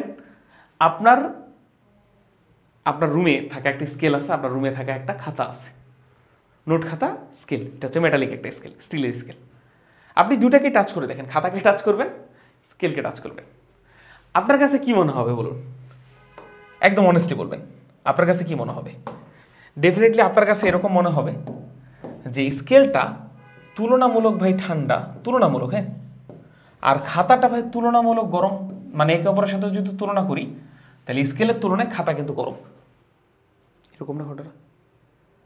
বা আপনি যদি এক বালতি পানিতে গিয়ে বা ওয়াশরুমে গিয়ে এক বালতি পানিতে যদি আঙুল ডুবিয়ে দেন, আপনার কাছে কিন্তু ঠান্ডা লাগে, কিন্তু খাতায় টাচ করলে খাতাটা আবার গরম লাগে তুলনামূলক। মানে আমাকে বলেন, আসলে কি এরা একজন ঠান্ডা আরেকজন গরম? বলুন, ট্রাই করুন। উত্তর হচ্ছে না, উত্তর হচ্ছে না। উত্তরটা কি ভাই? ধরেন আপনার কাছে ধরেন এক বালতি পানিও আছে, ধরে নেন এক বালতি পানিও আছে, ধরেন এই জায়গায় এক বালতি পানিও রেখেছেন, এই যে এক বালতি পানিও রেখেছেন। সো দেখেন এই খাতা, পানি, মেটাল সব কিছুই তো বাতাসের সাথে কানেক্টেড, তাই না? সো খাতা, মেটাল, পানি সবসময় বাতাসের সাথে তাপের আদান প্রদান হবে, ততক্ষণ পর্যন্ত বাতাসের সাথে আদান প্রদান হবে। ধরে নিচ্ছি এরা যেই জায়গাটাতে আছে সেখানে এয়ারের টেম্পারেচার হচ্ছে ভাই 25 ডিগ্রি সেলসিয়াস, ঠিক আছে? এরপর আপনি যদি খাতা, পানি এবং স্কেলকে কোনো একটা রুমে, যে রুমে টেম্পারেচার 25 ডিগ্রি সেলসিয়াস, সেখানে যদি এদেরকে রেখে দেন, এরাও কিন্তু কন্টিনিউয়াসলি হিট হারিয়ে সবারই টেম্পারেচার 25 ডিগ্রি সেলসিয়াস হবে। এরও টেম্পারেচার 25 ডিগ্রি সেলসিয়াস, এরও টেম্পারেচার 25 ডিগ্রি সেলসিয়াস, এরও টেম্পারেচার কিন্তু 25 ডিগ্রি সেলসিয়াস। বুঝতে পারলাম? মানে সবারই তাপমাত্রা সমান হয়ে যায়। তো সবার তাপমাত্রা সমান, কিন্তু আমাদের কাছে মনে হচ্ছে এই ঠান্ডা এই গরম। তাহলে আমরা যখন কোনো কিছুকে টাচ করি তাহলে কি আমরা রিয়েল টেম্পারেচার সম্পর্কে ধারণা পাই? উত্তর হচ্ছে না। আমরা যখন ভাই কোনো কিছুকে টাচ করি, দেখেন ভালো মতো বুঝবেন, আমরা যখন কোনো কিছুকে টাচ করি তখন আমরা যে জিনিসটা পাই সেটা হচ্ছে ভাই সেন্সেশন। ওকে, সেন্সেশন। সো সেন্সেশন আমাদেরকে টেম্পারেচার সম্পর্কে ধারণা দেয় না, টেম্পারেচার সম্পর্কে ধারণা দেয়। সেন্সেশন আমাদেরকে যে জিনিসের সম্পর্কে ধারণা দেয় সেটা হচ্ছে ভাই রেট অফ হিট ট্রান্সফার, অর্থাৎ তাপ এক জায়গা থেকে আরেক জায়গায় প্রবাহ হওয়ার যে হার, rate of heat transfer. So ভালো মতো বুঝবেন, আমরা যখন কোনো বস্তুকে টাচ করি তখন আমাদেরকে তাপমাত্রা সম্পর্কে আমরা ধারণা পাই না, আমরা ধারণা পাই রেট অফ হিট ট্রান্সফার সম্পর্কে। সো এখন আমাদেরকে বলেন এইটা কি দ্বারা তৈরি? স্কেলটা, মানে স্কেলটা মেটাল দ্বারা তৈরি। মেটালটা কি খুব সুন্দর তাপ পরিবাহী না ভাই? মেটালটা খুব সুন্দর তাপ পরিবাহী। সো আমি যখন এই মেটালটাকে টাচ করি তখন আমার শরীরটা, হিউম্যান বডি টেম্পারেচার কত, 38.4 ডিগ্রি সেলসিয়াস এরকম কিছু, মেটালের টেম্পারেচার হচ্ছে 25 ডিগ্রি সেলসিয়াস। সো আমার বডি থেকে কন্টিনিউয়াসলি কিন্তু মেটালে তাপ যায়। সো মেটালটা তাপ পরিবাহী হওয়ায় খুব দ্রুত তাপ যায়, খাতাটা তাপ অতটা ভালো পরিবাহী না হয়, খাতাতে খুব ধীরে ধীরে তাপ যায়। সো এই কারণে মেটালটা ঠান্ডা মনে হয়, খাতাটাকে গরম মনে হয়, বাট আদতে কিন্তু সবারই টেম্পারেচার কিন্তু সমান। বোঝা গেল বিষয়টা? বুঝলেন বিষয়টা? আশা করি বুঝতে পারছেন। সো তাপমাত্রা আর তাপ সম্পর্কে একটা বেসিক আপনাদেরকে বিশাল বড় একটা ধারণা দিয়ে দিলাম। সো বুঝতেই পারছেন এখন তাহলে আমরা এই টপিকটা থার্মোমিটার কেন পড়ছি ভাই? থার্মোমিটার পড়ছি কারণ হচ্ছে ভাই আমরা টাচ করে কোনো কিছু তাপমাত্রা সম্পর্কে অ্যাকচুয়াল ধারণা পাই না। সো আমাদের ডেফিনেটলি একটা তাপ পরিমাপক যন্ত্র দরকার, কারণ টাচ করলে তো অ্যাকচুয়াল ধারণাটা পাচ্ছি না। সো আসেন এবার আমরা থার্মোমিটার পড়বো, তার আগে একটা ছোট্ট এমসিকিউ আপনারা আমাকে উত্তর দিয়ে দিন, বলবেন এটা। কোয়েশ্চেনটা কি ভাই? দেখেন প্রথম কোয়েশ্চেন চুয়েটে এসেছিল 2009 সালে।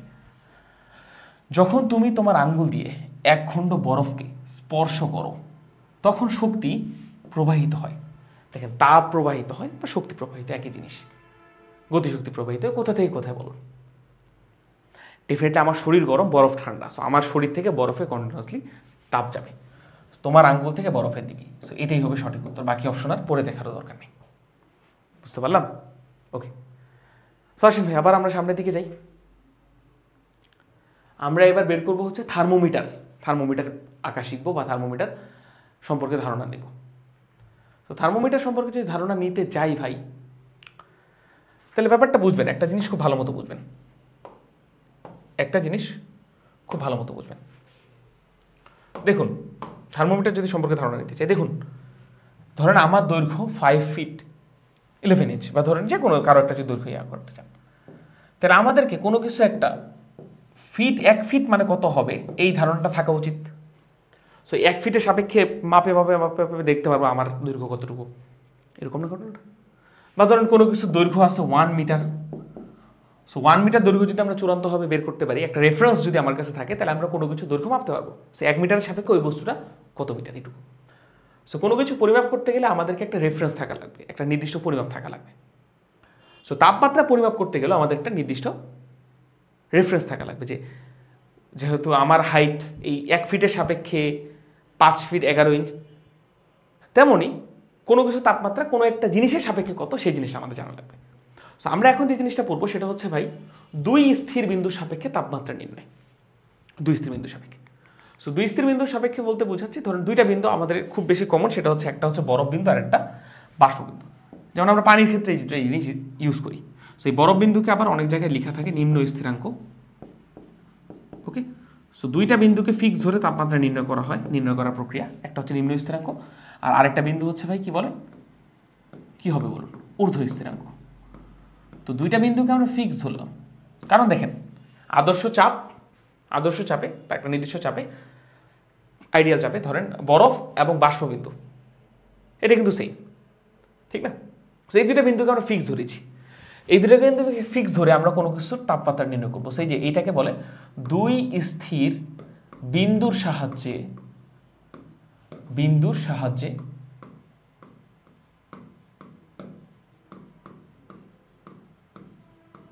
তাপমাত্রা নির্ণয়। ঠিক আছে, দুইটা আলাদা বিন্দুর সাপেক্ষে তাপমাত্রা নির্ণয়, দুইটা বিন্দুকে আমরা ফিক্স ধরে নিয়েছি। তো এই দুইটা বিন্দুকে বিজ্ঞানী সেলসিয়াস, বিজ্ঞানী ফারেনহাইট, বিজ্ঞানী কেলভিন তিনটা আলাদা আলাদা মান দ্বারা ডিফাইন করেছেন। কীভাবে ডিফাইন করেছেন সেটাও বলে দিই। ধরেন আপনার কাছে একটা থার্মোমিটার আছে, সব কিছুতে কিন্তু থার্মোমিটারই ইউজ করা হয়েছে ধরেন। সো এই হচ্ছে ধরে নেন আপনার কাছে থাকা একটা থার্মোমিটার, ঠিক আছে? এই হচ্ছে থার্মোমিটার। থার্মোমিটারের ভিতরে কি থাকবে ভাই? ডেফিনেটলি পারদ থাকবে। সো ধরে নিচ্ছি এটা হচ্ছে পারদ, ঠিক আছে ভাই? সো এই স্কেলটাই, এই একটা স্কেলই বিভিন্ন জন বিজ্ঞানী বিভিন্ন রকম দাগাঙ্কিত করেছেন বিভিন্নভাবে। সেলসিয়াস এই নিচের পয়েন্টটাকে ধরেছেন 0, উপরের পয়েন্টটাকে ধরেছেন 100। ওকে, ফারেনহাইট নিচের পয়েন্টটাকে নাম দিয়েছেন 32, উপরের পয়েন্টটাকে নাম দিয়েছেন 212। কেলভিন নিচের পয়েন্টটাকে নাম দিয়েছেন 273, উপরের পয়েন্টটাকে নাম দিয়েছেন 1373। বোঝা গেল বিষয়টা?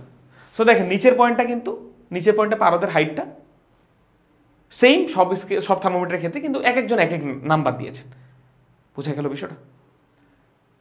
ঊর্ধ্ব স্থিরাঙ্কটাকে এক একজন বিজ্ঞানী এক এক রকম নাম্বার দিয়েছে, বাট তারা কিন্তু একই তাপমাত্রাকে ডিফাইন করে। সো এই যে দেখেন, এই যে এক একজন বিজ্ঞানী এক এক রকম মান দিয়েছে, এই জন্য আমরা তিনটা আলাদা আলাদা থার্মোমিটার আমাদের বইয়ের সাপেক্ষে আমরা দেখছি। সো সেলসিয়াস, ফারেনহাইট আর কেলভিন বরফ বিন্দু, বাষ্পবিন্দুকে আলাদা আলাদা তাপমাত্রা দিয়েছে। সেলসিয়াস বলেছে তার বরফ বিন্দু হচ্ছে 0 আর তার বাষ্পবিন্দু হচ্ছে 100।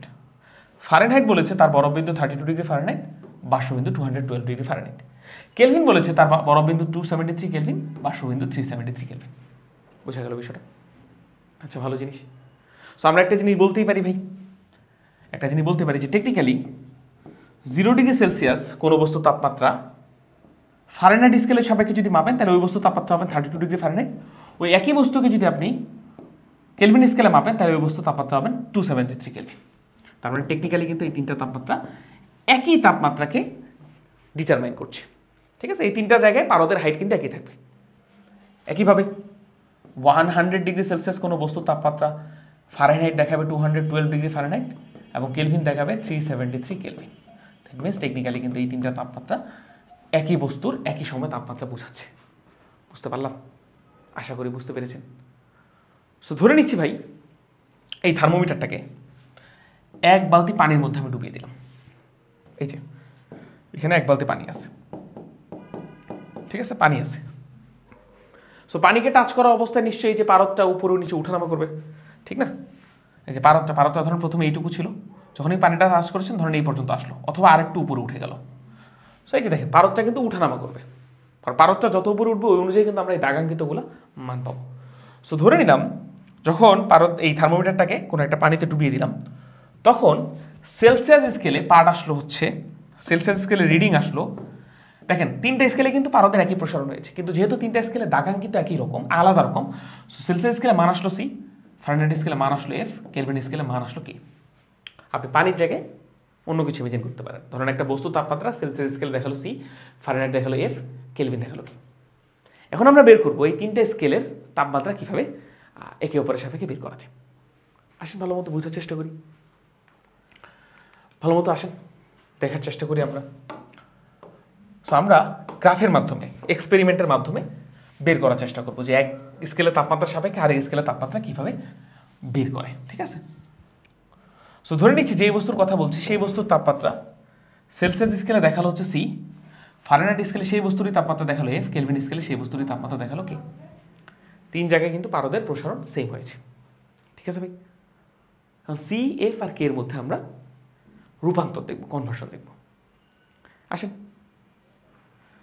সো দেখেন ভাই আমরা এটা কিন্তু গ্রাফের মাধ্যমে শেখার চেষ্টা করছি, ঠিক আছে। দেখুন সেলসিয়াস স্কেলে যখন মান 0 তখন ফারেনহাইট স্কেলে মান কত, এফ 0 ডিগ্রি সেলসিয়াস আর 32 ডিগ্রি ফারেনহাইট কিন্তু সেম মান। সো এই যে দেখেন আমরা সেলসিয়াস, ফারেনহাইট বনাম সেলসিয়াসের যেহেতু মান দেখছি, সো সেলসিয়াসের মান যখন 0 তখন ফারেনহাইটের মান হচ্ছে 32। ওকে, ধরে নিচ্ছি এই মানটা হচ্ছে 32। সো 0,32 এইখানে আমরা একটা বিন্দু পাবো, এই বিন্দুর নাম হচ্ছে কত ভাই, 0,32, ঠিক আছে। সেলসিয়াসের মান যখন 100 তখন ফারেনহাইটের মান কত, 212।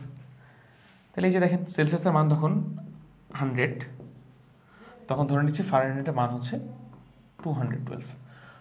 সো এদেরকে যদি কানেক্ট করাই তাহলে এইখানে একটা বিন্দু পাবো, এই বিন্দুর মান কত ভাই, 100,212। ওকে, এবং একইভাবে আমরা নিশ্চয়ই সি আর এফ এর রিডিংটা দেখেছি। সো সি আর এফ এর রিডিংটাকে যদি আমরা গ্রাফের মধ্যে আঁকতে চাই, ধরুন সিটাকে পেলাম এই জায়গায়, এফটাকে ধরেন পেলাম এই জায়গায়, ঠিক আছে। সো ধরেন এইখানে একটা বিন্দু পেলাম, ঠিক আছে, এই ধরনের একটা বিন্দু, যে বিন্দুর স্থানাঙ্ক হচ্ছে সি, এফ। সো এই তিনটা বিন্দুকে আমরা যদি জোড়া লাগাই ভাই, তাহলে এই যে এরকম একটা পারফেক্ট, এই যে এইরকম একটা পারফেক্ট সরল রেখা পাবো। বা এটা ধরেন একদম এক্সপেরিমেন্টালি একটা ফাউন্ড জিনিস, আমরা একটা পারফেক্ট সরল রেখা পেলাম, ঠিক আছে। আমরা সেলসিয়াস থেকে ফারেনহাইট স্কেলে রূপান্তরের প্রক্রিয়া শিখছি, ঠিক আছে। আসো, তো আমরা একটা পারফেক্ট পেলাম, আপনার হচ্ছে স্ট্রেট লাইন পেলাম। এখন আপনাদেরকে যদি আমি দুটো ত্রিভুজকে ইমেজিন করতে বলি, এই ছোট্ট একটা ত্রিভুজ আর এই বড় একটা ত্রিভুজ, এই ছোট্ট একটা ত্রিভুজ আর এই বড় একটা ত্রিভুজ, এই দুইটা ত্রিভুজ আমাকে বলুন এরা সদৃশ কোণই না ভাই? রিজনটা কি দেখেন, দুইটা ত্রিভুজেরই, এই ত্রিভুজেরও এই কোণ আর এই বড় ত্রিভুজের এই কোণটা কমন। আবার এই ছোট ত্রিভুজের একটা কোণ 90 ডিগ্রি, বড় ত্রিভুজের একটা কোণ 90 ডিগ্রি। দ্যাট মিনস অপর কোণটা দুইটা ত্রিভুজেরই সমান হইতে বাধ্য। সো আসেন আমরা এই দুইটা ত্রিভুজের মধ্যে সম্পর্ক দেখি। দেখেন ভাই, দুইটা ত্রিভুজ, এই ছোট ত্রিভুজটা আর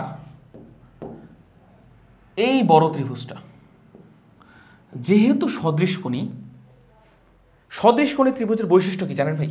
সদৃশকোণী ত্রিভুজের বৈশিষ্ট্য হচ্ছে অনুরূপ বাহুগুলো অনুপাত সমান।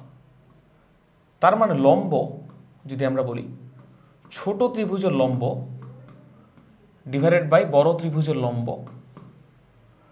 ইজ ইকুয়াল টু ছোট ত্রিভুজের ভূমি ডিভাইডেড বাই ভূমি অফ বড় ত্রিভুজ। তার মানে এরা সবসময় সমান হবে, এই অনুপাতটা সমান হবে। এবার আসেন দেখি ছোট ত্রিভুজের ভূমি কতটুকু ভাই? দেখেন ভাই, এটা 0, এটা এইটুকু মান কত, সি। এটা 0, এইটুকুর মান হচ্ছে সি। তাহলে আসেন একটু আমি মিশিয়ে দিচ্ছি। ওকে, এটা 0, এইটুকুর মান হচ্ছে কত, সি। এইটুকুর মান তো সি ডেফিনেটলি। এটা 0, এটা সি, এটা হচ্ছে 100, ঠিক না? এটা হচ্ছে 0। সো এটা সি, এটা 0। দ্যাট মিনস এই যে এতটুকুর দৈর্ঘ্য কতটুকু ভাই, সি মাইনাস 0। ছোট ত্রিভুজের ভূমি ডিভাইডেড বাই বড় ত্রিভুজের ভূমি কতটুকু ভাই? এইখান থেকে এতটুকু, এই যে এতটুকু দৈর্ঘ্য কতটুকু ভাই বলুন? বড় ত্রিভুজের দৈর্ঘ্য কতটুকু? 100 মাইনাস 0, ঠিক আছে। ছোট ত্রিভুজের ভূমি ডিভাইড বাই বড় ত্রিভুজের ভূমি। তাহলে এখানে লিখলাম ছোট ত্রিভুজের ভূমি ডিভাইড বাই বড় ত্রিভুজের ভূমি, C minus 0 divide by 100 minus 0। আবার দেখেন ছোট ত্রিভুজের লম্ব কতটুকু ভাই? ভালো মতো বুঝবেন। ছোট ত্রিভুজের লম্ব হচ্ছে এই যে এতটুকু, ঠিক না? দেখেন ভাই, এটা এফ, এইটা হচ্ছে 32। সো এতটুকু এফ, এতটুকু আবার 32, তাহলে মাঝখানে এই যে এতটুকু দৈর্ঘ্য কতটুকু? এফ মাইনাস 32, এতটুকু দৈর্ঘ্য এফ মাইনাস 32, ছোট ত্রিভুজের লম্ব। আর বড় ত্রিভুজের লম্ব কতটুকু ভাই? এখান থেকে এতটুকু, এইটুকু 32, এইটুকু 212, মাঝে এতটুকু দৈর্ঘ্য কতটুকু? 212 মাইনাস 32। সো আসলে ছোট ত্রিভুজের লম্ব ডিভাইডেড বড় ত্রিভুজের লম্ব লেখার চেষ্টা করি এখানে। সেই যে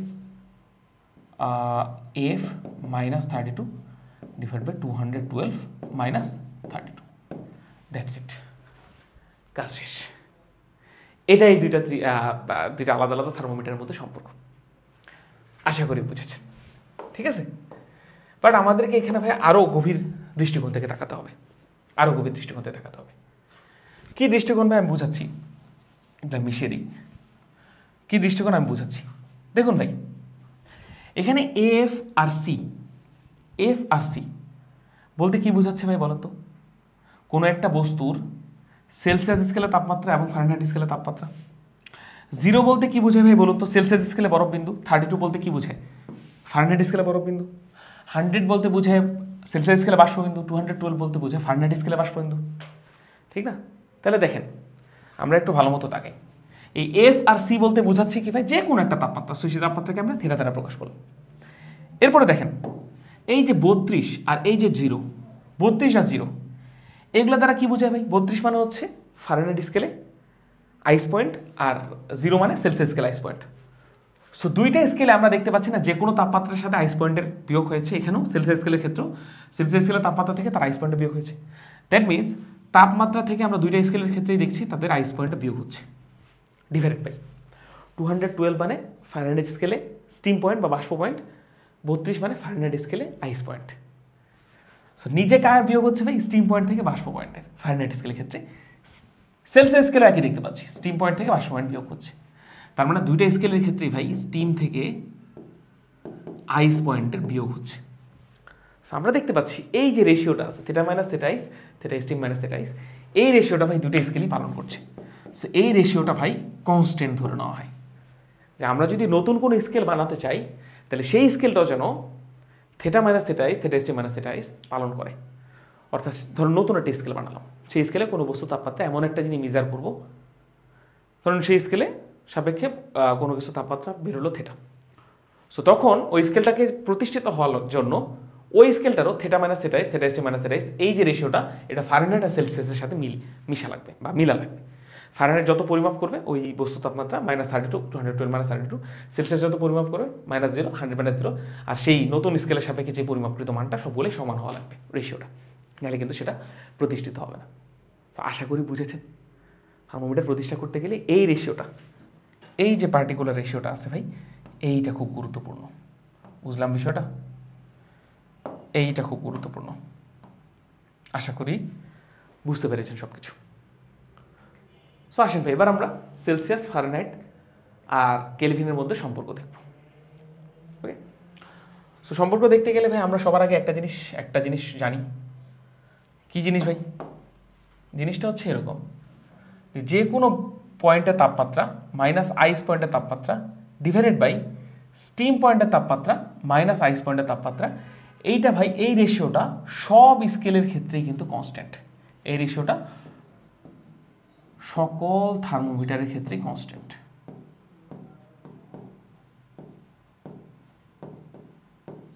সকল থার্মোমিটারের ক্ষেত্রেই কনস্ট্যান্ট। আশা করি বুঝেছেন। এবার আসেন ভাই, ধরে নিচ্ছি একটা অবজেক্ট আছে আমাদের, সেই অবজেক্টের টেম্পারেচার আপনি সেলসিয়াস স্কেলে পেলেন হচ্ছে সি, ফারেনহাইট স্কেলে পেলেন হচ্ছে এফ, এবং কেলভিন স্কেলে পেলেন হচ্ছে কি? একটা অবজেক্ট, সেটা তাপমাত্রা সেলসিয়াস স্কেলে সি মাপলেন, ফারেনহাইট স্কেলে এফ মাপলেন, কেলভিন স্কেলে কি মাপলেন, কিন্তু একই বস্তু তাপমাত্রাই ভাই, তাই না? বাট তিনটা স্কেলে যেহেতু দাগাঙ্কিত আলাদা আলাদা, সো তিনটা স্কেল তিন রকম মান দেখাবে। সো আসেন এদের মধ্যে কনভার্সনটা দেখি। সো সেলসিয়াস স্কেলে যদি আমরা এই মানটা লিখতে চাই, থিটা মাইনাস থিটা আইস, তাহলে কি আসে ভাই? সেলসিয়াস স্কেলে মান ডিভাইডেড বাই সেলসিয়াস স্কেলে ice point 0 divided by Celsius স্কেলে স্টিম পয়েন্ট 100 মাইনাস সেলসিয়াস স্কেলে আইস পয়েন্ট 0। এইটা ইজ ইকাল টু ফারেনহাইটের ক্ষেত্রে একই রেশিও। ফারেনহাইট স্কেলে ওই বস্তু তাপমাত্রা মাইনাস ফারেনহাইট স্কেলে ice point divided by Fahrenheit স্কেলে স্টিম পয়েন্ট মাইনাস ফারেনহাইট স্কেলে ice point is equal to Kelvin স্কেলে বস্তু তাপমাত্রা মাইনাস কেলভিন স্কেলে ice point divided by Kelvin স্কেলে স্টিম পয়েন্ট মাইনাস কেলভিন স্কেলে আইস পয়েন্ট। এই রেশিওটা সব স্কেলেই পালন করবে। সো কাজ শেষ কিন্তু এবার আপনি জাস্ট বিয়োগ করে দেবেন, দ্যাটস ইট। যদি বিয়োগ করে দেন ভাই, সো আসে হচ্ছে সি মাইনাস 0 ডিভাইডেড বাই পাইটাকে শুধু সি লেখা যায়, C divide by 100 is equal to F minus 32 divided by 212 থেকে 32 বিয়োগ গেলে 180 is equal to K minus 273 divided by 100। এবার আমি যদি কোনো কারণে 20 দ্বারা কাটাকাটি করি ভাই, তাহলে 5 20 100, 9 20 180, 5 20 100। সো ফাইনালি যে মানটা আসে সি বাই 5, এফ মাইনাস 32/9 এবং কে মাইনাস 273/5 চলে আসে। আশা করি বুঝেছেন সেই যে রেশিওটা C by 5 F minus 32/9 K minus 273/5। এই রেশিওর সাপেক্ষে ভাই আপনি যে কোনো একটা স্কেলে যদি কোনো কিছু তাপমাত্রা পরিমাপ করে থাকেন, তাহলে অন্যান্য স্কেলে সেই বস্তু তাপমাত্রা কত হবে সেই স্কেলে না পরিমাপ করে আপনি বলে দিতে পারবেন। ধরেন কোনো একটা বস্তু বা যে কোনো কিছু তাপমাত্রা ফারেনহাইট স্কেলে পেলেন হচ্ছে এফ, যে কোনো একটা মান, ধরেন 200 ডিগ্রি ফারেনহাইট, তাহলে আপনাকে সেলসিয়াস স্কেলে ওই বস্তু তাপমাত্রা পরিমাপ করার দরকার নেই। আপনি এমনিতে প্রেডিক্ট করতে পারবেন সেলসিয়াস স্কেলে ওই বস্তু তাপমাত্রা কত দেখাবে। আপনি জাস্ট এইটুকু ইকুয়েশন ইকুয়েট করবেন এবং সি এর ভ্যালুটা বের করবেন। এই সি এর ভ্যালুটাই আমাদেরকে দিবে ওই পার্টিকুলার বস্তু তাপমাত্রা সেলসিয়াস স্কেলে কত। এরপরে কোনো বস্তু তাপমাত্রা আপনি ফারেনহাইট স্কেলে জানেন, আপনি কেলভিন স্কেলে ওই বস্তুকে পরিমাপ না করে বলে দিতে পারবেন ওই বস্তু তাপমাত্রা কেলভিন স্কেলে কত আসতো। জাস্ট এইটুকু জিনিস ইকুয়েট করবেন এবং কে এর মানটা বের করবেন, দ্যাটস ইট। কেলভিন স্কেলের তাপমাত্রা আপনি জানেন। স্যার এই বিষয়গুলো একদম ছোটো বাচ্চাদের বিষয় ভাই, এগুলো যদি আপনারা ভালো জানেন। তারপরে একবার রিভিশন দেওয়ার জন্য দেখিয়ে দিলাম। এবার আসুন কিছু ম্যাথ সলভ করি, তাহলে আমাদের দক্ষতা একটু বাড়বে। সো আজকে প্রথম ম্যাথ রিটেন কি বলেছে ভাই দেখি, দেখুন কোন তাপমাত্রায় সেলসিয়াস ও ফারেনহাইট স্কেলের তাপমাত্রা পার্থক্য হবে 40 ডিগ্রি সেলসিয়াস। ওকে, একটা বিশেষ তাপমাত্রা আছে যে তাপমাত্রায় সেলসিয়াস আর ফারেনহাইট স্কেলের তাপমাত্রা পার্থক্য হবে 40 ডিগ্রি সেলসিয়াস। সো ধরে নিলাম কোনো বস্তু তাপমাত্রা সেলসিয়াস স্কেল পরিমাপ করলো হচ্ছে সি, ফারেনহাইট স্কেল পরিমাপ করলো হচ্ছে এফ। কোনো বস্তু তাপমাত্রা সেলসিয়াস স্কেল পরিমাপ করলো সি, ফারেনহাইট স্কেল পরিমাপ করলো হচ্ছে ভাই এফ। এখন বলেছে কি সেলসিয়াস স্কেলের মানটা ফারেনহাইটের থেকে 40 ডিগ্রি সেলসিয়াস বেশি হবে অথবা কম হবে। কারণ পার্থক্য মানে কি, আপনার থেকে আমার হাইটের পার্থক্য 2 ইঞ্চ, দ্যাট মিনস আপনি আমার থেকে লম্বা হতে পারে 2 ইঞ্চ অথবা খাটো হতে পারে 2 ইঞ্চ।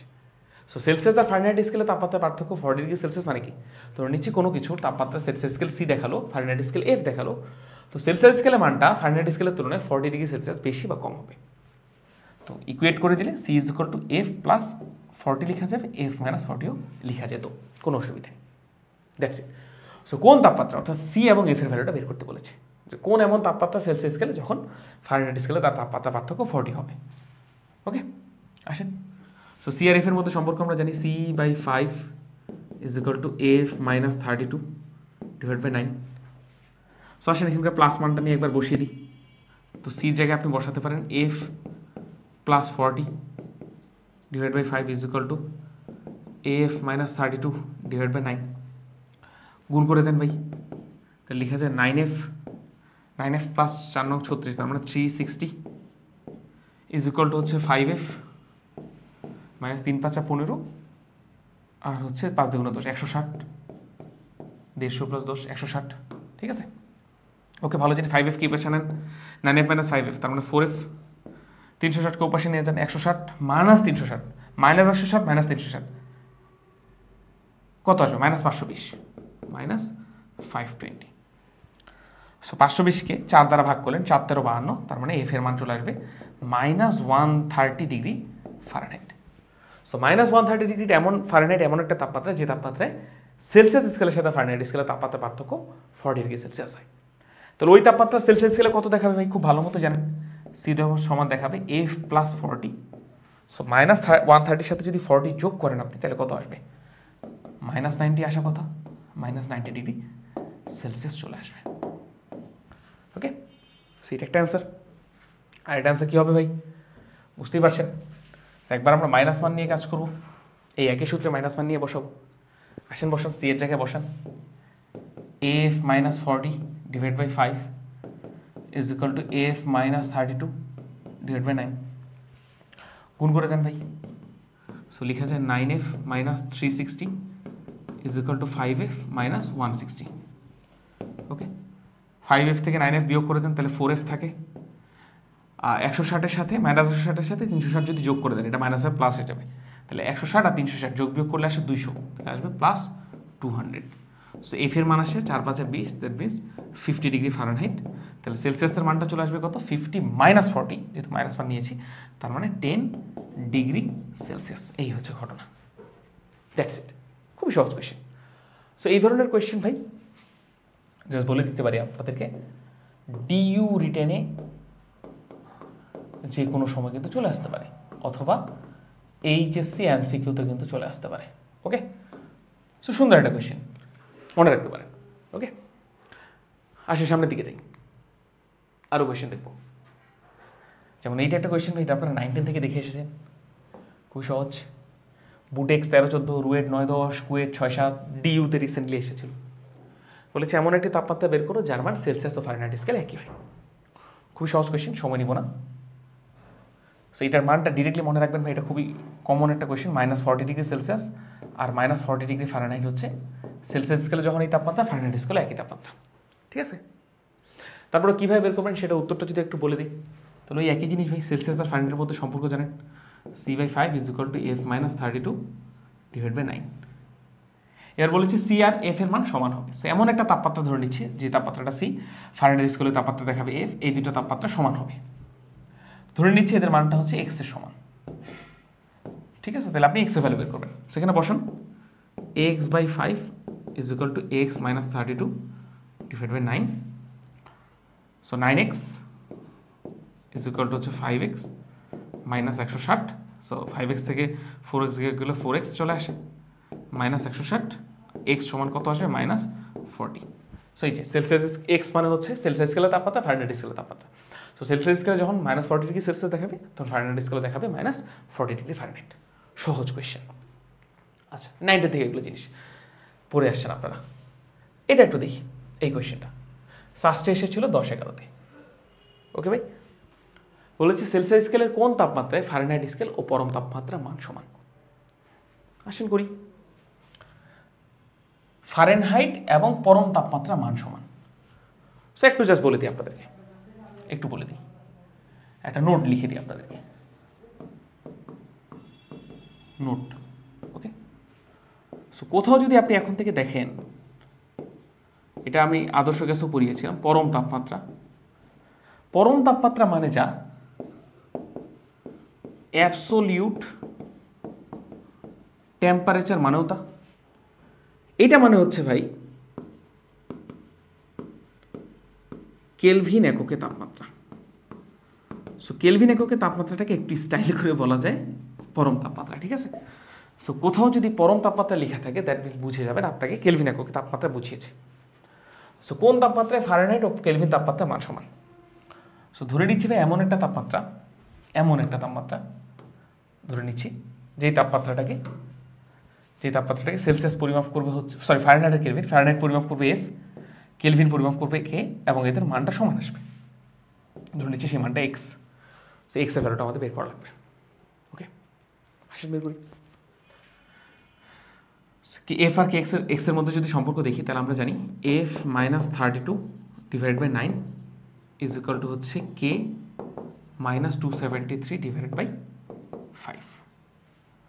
সো এফ এটাকে এক্স বসানো, X -32 divide by 9 is equal to হচ্ছে এক্স -273 ডিভাইড বাই 5। ওকে, সহজ কোয়েশ্চেন, জাস্ট গুণ করে দেন। 5x -160 is equal to 9x minus হচ্ছে এটা একটা মান চলে আসবে, এটা আমি এখন হিসাব করছি না, এটা আপনারা অবশ্যই করে নিতে পারেন। ওকে, সো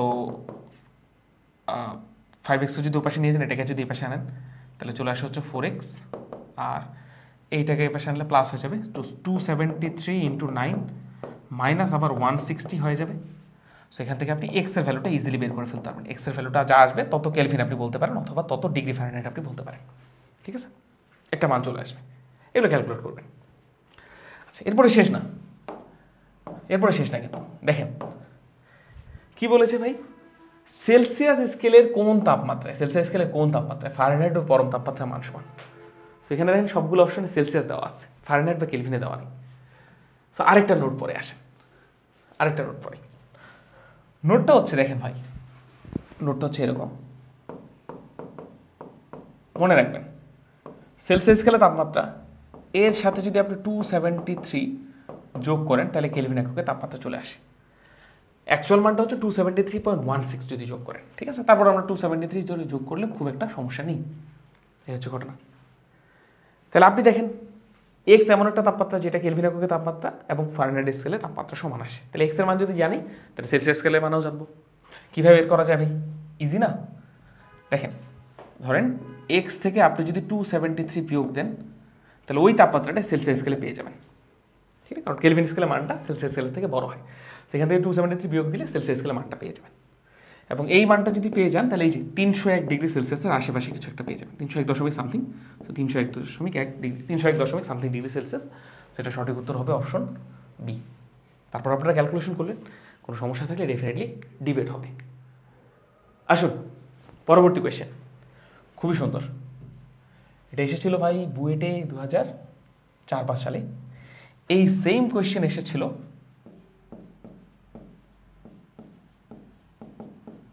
সিকের ওয়েটে 21-22, ঠিক আছে, একই কোয়েশ্চেন, বা 22-23 এরকম একটা সময় সেম কোয়েশ্চেন, কোনো মান টান কিছু বদলায়নি, আপনারা প্রশ্ন ব্যাংক খুললেই দেখতে পাবেন। সো কোয়েশ্চেন কিন্তু রিপিট হয়। আসলে প্রশ্নটা পড়ি, বোঝার চেষ্টা করি। কি বলেছে ভাই, এক রোগীর দেহের তাপমাত্রা ত্রুটিপূর্ণ থার্মোমিটারের সাহায্যে, সো এই ত্রুটিপূর্ণ কথাটা দেখে অনেকে ভয় পেয়ে যায়, ত্রুটিপূর্ণ না লিখে এখানে লেখেন বিশেষ, ওকে, তাহলে বুঝবেন ভালো মতো। কোনো রোগীর দেহের তাপমাত্রা একটি বিশেষ থার্মোমিটারের সাহায্যে মেপে 40 ডিগ্রি সেলসিয়াস পাওয়া গেল। এটা ধরুন সেলসিয়াস, এটা ধরুন অন্য কিছু, 40 ডিগ্রি সামথিং পাওয়া গেল, 40 ডিগ্রি সামথিং। যদি এই থার্মোমিটারের বরফ বিন্দু ও বাষ্প বিন্দু 3 ডিগ্রি সি ও 107 ডিগ্রি সি পাওয়া যায়, তবে রোগীর দেহের তাপমাত্রা ফারেনহাইট স্কেলে কত? সহজ কোয়েশ্চেন। ধরেন একটা বস্তুর বা কোনো একটা মানুষের তাপমাত্রা একটা বিশেষ থার্মোমিটারের সাহায্যে পাওয়া গেল 40 ডিগ্রি সি, এটা সেলসিয়াস না, ধরুন অন্য কিছু, সেলসিয়াস ভাবলে ওখানে কনফিউজ হয়ে যাবেন অনেকে, সামথিং কিছু একটা। সো এটা হচ্ছে যে কোনো কিছু তাপমাত্রা একটা বিশেষ স্কেলের সাপেক্ষে। এটা হচ্ছে ওই বিশেষ স্কেলের আইস পয়েন্ট, আর এটা হচ্ছে ওই বিশেষ স্কেলের স্টিম পয়েন্ট, ওকে। আর ধরে নিচ্ছি ওই বিশেষ আর ফারেনহাইট স্কেল তাপমাত্রাটা হচ্ছে ওই বিশেষ স্কেলের তাপমাত্রা, অর্থাৎ 45 ডিগ্রি সিকে ফারেনহাইট স্কেল মেপে দেখাবে হচ্ছে এফ, সেই এফের ভ্যালু আমাদেরকে বের করা লাগবে। কীভাবে বের করতে পারি ভাই বলুন? আমরা জানি সব স্কেলের ক্ষেত্রে ভাই theta minus theta ice divided by theta steam minus theta ice, এই জিনিসটা কিন্তু সব স্কেলের ক্ষেত্রে সেম। আসেন বসে, বিশেষ থার্মোমিটারের সাহায্যে এই মানটা কত পেয়েছেন ভাই? 45 মাইনাস ওই স্কেলের সাপেক্ষে আইস ডিভাইডেড বাই 107 মাইনাস ওই স্কেলের সাপেক্ষে আইস 107 মাইনাস 3। এটা আমরা বিশেষ স্কেলের সাপেক্ষে লিখতে পারি। এবার ফারেনহাইট স্কেলের সাপেক্ষে লিখতে পারি F minus 32 divided by 212 minus 32 লেখা যায়। সো ইজি এখন ভাই, উপরে কত চলে আসবে 42, নিচে কত চলে আসবে ভাই 104 চলে আসার কথা, is equal to F minus 32 divide by 212 minus 32, এটা কত চলে আসবে 180 চলে আসবে। সো এখান থেকে ইকুয়েট করে আপনি ফারেনহাইটের মানটা সামথিং ডিগ্রি ফারেনহাইট ইজিলি বের করে ফেলতে পারেন। 507, 8 এরকম কিছু একটা আসার কথা, দেখবেন এটা ক্যালকুলেট করে। সো খুবই ইজি কোয়েশ্চেন। দেখেন ভাই, জাস্ট এই লাইন লেখার পরে আপনি কিন্তু উত্তর বলে দিতে পারবেন। সেটা কিন্তু টেকনিক্যালি এক লাইনের ম্যাথ হয়ে গেল, বুঝলেন? কত সহজ কোয়েশ্চেন, পারা যায় কিন্তু। এবার এই ধরনের এই সেম কোয়েশ্চেনটাকে আপনাকে বললো যে রোগীদের প্রকৃত তাপমাত্রা কেলভিন স্কেলে কত, ওকে। তখন আপনি এই সূত্রটাকে এক্সটেন্ড করতেন, আপনি এফ মাইনাস 32 বাই এটার জায়গায় আপনি লিখতেন হচ্ছে কে মাইনাস 273 ডিভাইডেড বাই 373 মাইনাস 273, এরপর কে এর ভ্যালুটা বের করতে ফেলতে পারতেন, বুঝে গেল? সো কে এর মানটা পেয়ে যেতেন। ধরুন ওই বিশেষ থার্মোমিটারের সাথে এত পেলেন, কেলভিন স্কেল ওই মানটা কত হতো ইজিলি পেয়ে যেতেন। যদি বলতো সেলসিয়াস স্কেল কত, তাহলে যে C-0 ওটা করতেন, অথবা কেলভিন স্কেলের মানটার সাথে 273 বিয়োগ দিলে সেলসিয়াস স্কেলে চলে আসে। এই হচ্ছে ঘটনা। সো কোয়েশ্চেন কিন্তু সহজ এবং পারার মতো। আসুন সামনে যাই আরও। এইটা একটা জিনিস খুবই সহজ, তা দেখাতে চাইনি, তারপর একটু দেখিয়ে দিই। রয়মার স্কেলে আইস পয়েন্ট হচ্ছে 0 ডিগ্রি, স্টিম পয়েন্ট হচ্ছে 80 ডিগ্রি। তাহলে 20 ডিগ্রি সেলসিয়াস তাপমাত্রায় একটি বস্তু তাপমাত্রা রয়মার স্কেলে কত দেখাবে? তো দেখেন ভাই, রয়মার স্কেল ধরেন একটা বিশেষ স্কেল, সেই স্কেলই হোক থেটা মাইনাস থেটা আইস, থেটা স্টিম মাইনাস থেটা আইস, এটা তো সবার ক্ষেত্রে সেম। তো আসেন ভাই, সেলসিয়াস স্কেলের ক্ষেত্রে এই মানটা কত ভাই? C minus 0 divided by 100 minus 0। আর রয়মার স্কেলে ধরেন ওই বস্তু তাপমাত্রা রয়মার স্কেল পরিমাপ করবে, ধরে নেন থেটা, বা ধরেন আর ধরেন পরিমাপ করবে আর, ধরুন ওই বস্তু তাপমাত্রা রয়মার স্কেল পরিমাপ করবে হচ্ছে আর। তাহলে এখানে আর লিখতে পারি মাইনাস রয়মার স্কেলে আইস পয়েন্ট কত ভাই? 0 ডিভাইড বাই রয়মার স্কেলে স্টিম হচ্ছে 80 মাইনাস হচ্ছে 0। দ্যাটস ইট, কাজ শেষ। So C by 100 is equal to R by 80। So 20 দ্বারা কাটলে এখানে 5 হয়, আর এখানে 20 দ্বারা কাটলে 4 হয়। আর সেলসিয়াস স্কেলে কত মান ভাই? সি এর জায়গায় আমরা লিখতে পারি 20। ওকে, এই 5কে আবার 20 দ্বারা কাটলে হয় 4, সো 4 যোগ 16, সো আর এর মান চলে আসে 16 ডিগ্রি। ওকে, এই হচ্ছে ঘটনা। কত সহজ কোয়েশ্চেন, এগুলো ইজিলি করতে পারবেন মুখে মুখে। আসেন, এগুলো ছিল ভাই সব কিছুই, এগুলো যা যা পড়লাম এগুলো ছিল আমাদের এই যে থার্মোমিটার টপিকটার, এই থার্মোমিটার টপিকটা, এগুলো সবই ছিল হচ্ছে আমাদের কেস 1। ঠিক আছে, এগুলো সবই ছিল হচ্ছে আমাদের কেস 1। কেস 1-এ আমরা যে জিনিসটা পড়লাম সেটা হচ্ছে ভাই একদম বেসিক ম্যাথ। ঠিক আছে, এগুলো সবই ছিল কেস ম্যাথ, একদম basic math. Just F C by 0 is equal to F minus 32/9 is equal to K minus 273/5, ওই সূত্রটা থেকেই বেসিক কিছু ম্যাথ সলভ করলাম। বাট এবার আসেন ভাই আমরা একটু আপনাদেরকে গ্রাফের ম্যাথ শিখে। সো এবার আমরা পড়বো হচ্ছে ভাই কেস 2। ওকে, এবার আমরা পড়বো ওই টপিকেরই কেস 2, অর্থাৎ গ্রাফের ম্যাথ সলভ করব।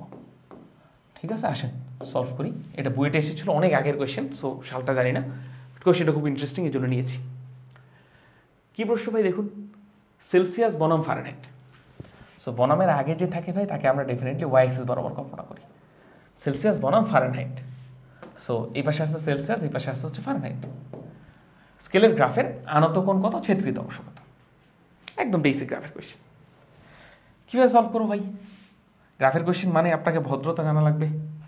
ভদ্রতা মানে হচ্ছে ওয়াই অ্যাক্সিস এবং এক্স অ্যাক্সিস আঁকা লাগবে। ওয়াই অ্যাক্সিস বরাবর কে থাকবে ভাই? সি। এক্স অ্যাক্সিস বরাবর কে থাকবে ভাই? এফ। সি এবং এফ। এরপরে কি সি এবং এফ রিলেটেড একটা সূত্র লিখে দেওয়া লাগবে গ্রাফ সলভ করার জন্য। সূত্র আমরা জানি, সেটা কত ভাই? C by 5 is equal to, এটাকে একটু পাশে লিখি, C divided by 5 is equal to F minus 32 divided by 9। Okay, ভালো জিনিস। এরপর এটাকে আমাদের একটা বেসিক ফর্মুলার আকার, সমীকরণ আকারে লিখে লাগবে। Y is equal X Y is equal to K, অথবা Y square is equal to K X, অথবা Y is equal to M X plus এইরকম রেকুন একটা ফর্মেটে আনা লাগবে। চেষ্টা করি আমরা আনার। 5কে উপরে গুণ করে দেন, তাহলে চলে আসবে 5f মাইনাস 160 ডিভাইড বাই 9। সিকে এক পাশে রাখলেন। এরপরে দেখেন এটাকে যদি রিঅ্যারেঞ্জ করে লিখি তাহলে এইভাবে লিখেই যায় 5/9f মাইনাস 160/9, ডেফিনেটলি লেখা যায়। এবার বলুন ভাই, সি আছে কোন অ্যাক্সিস বরাবর?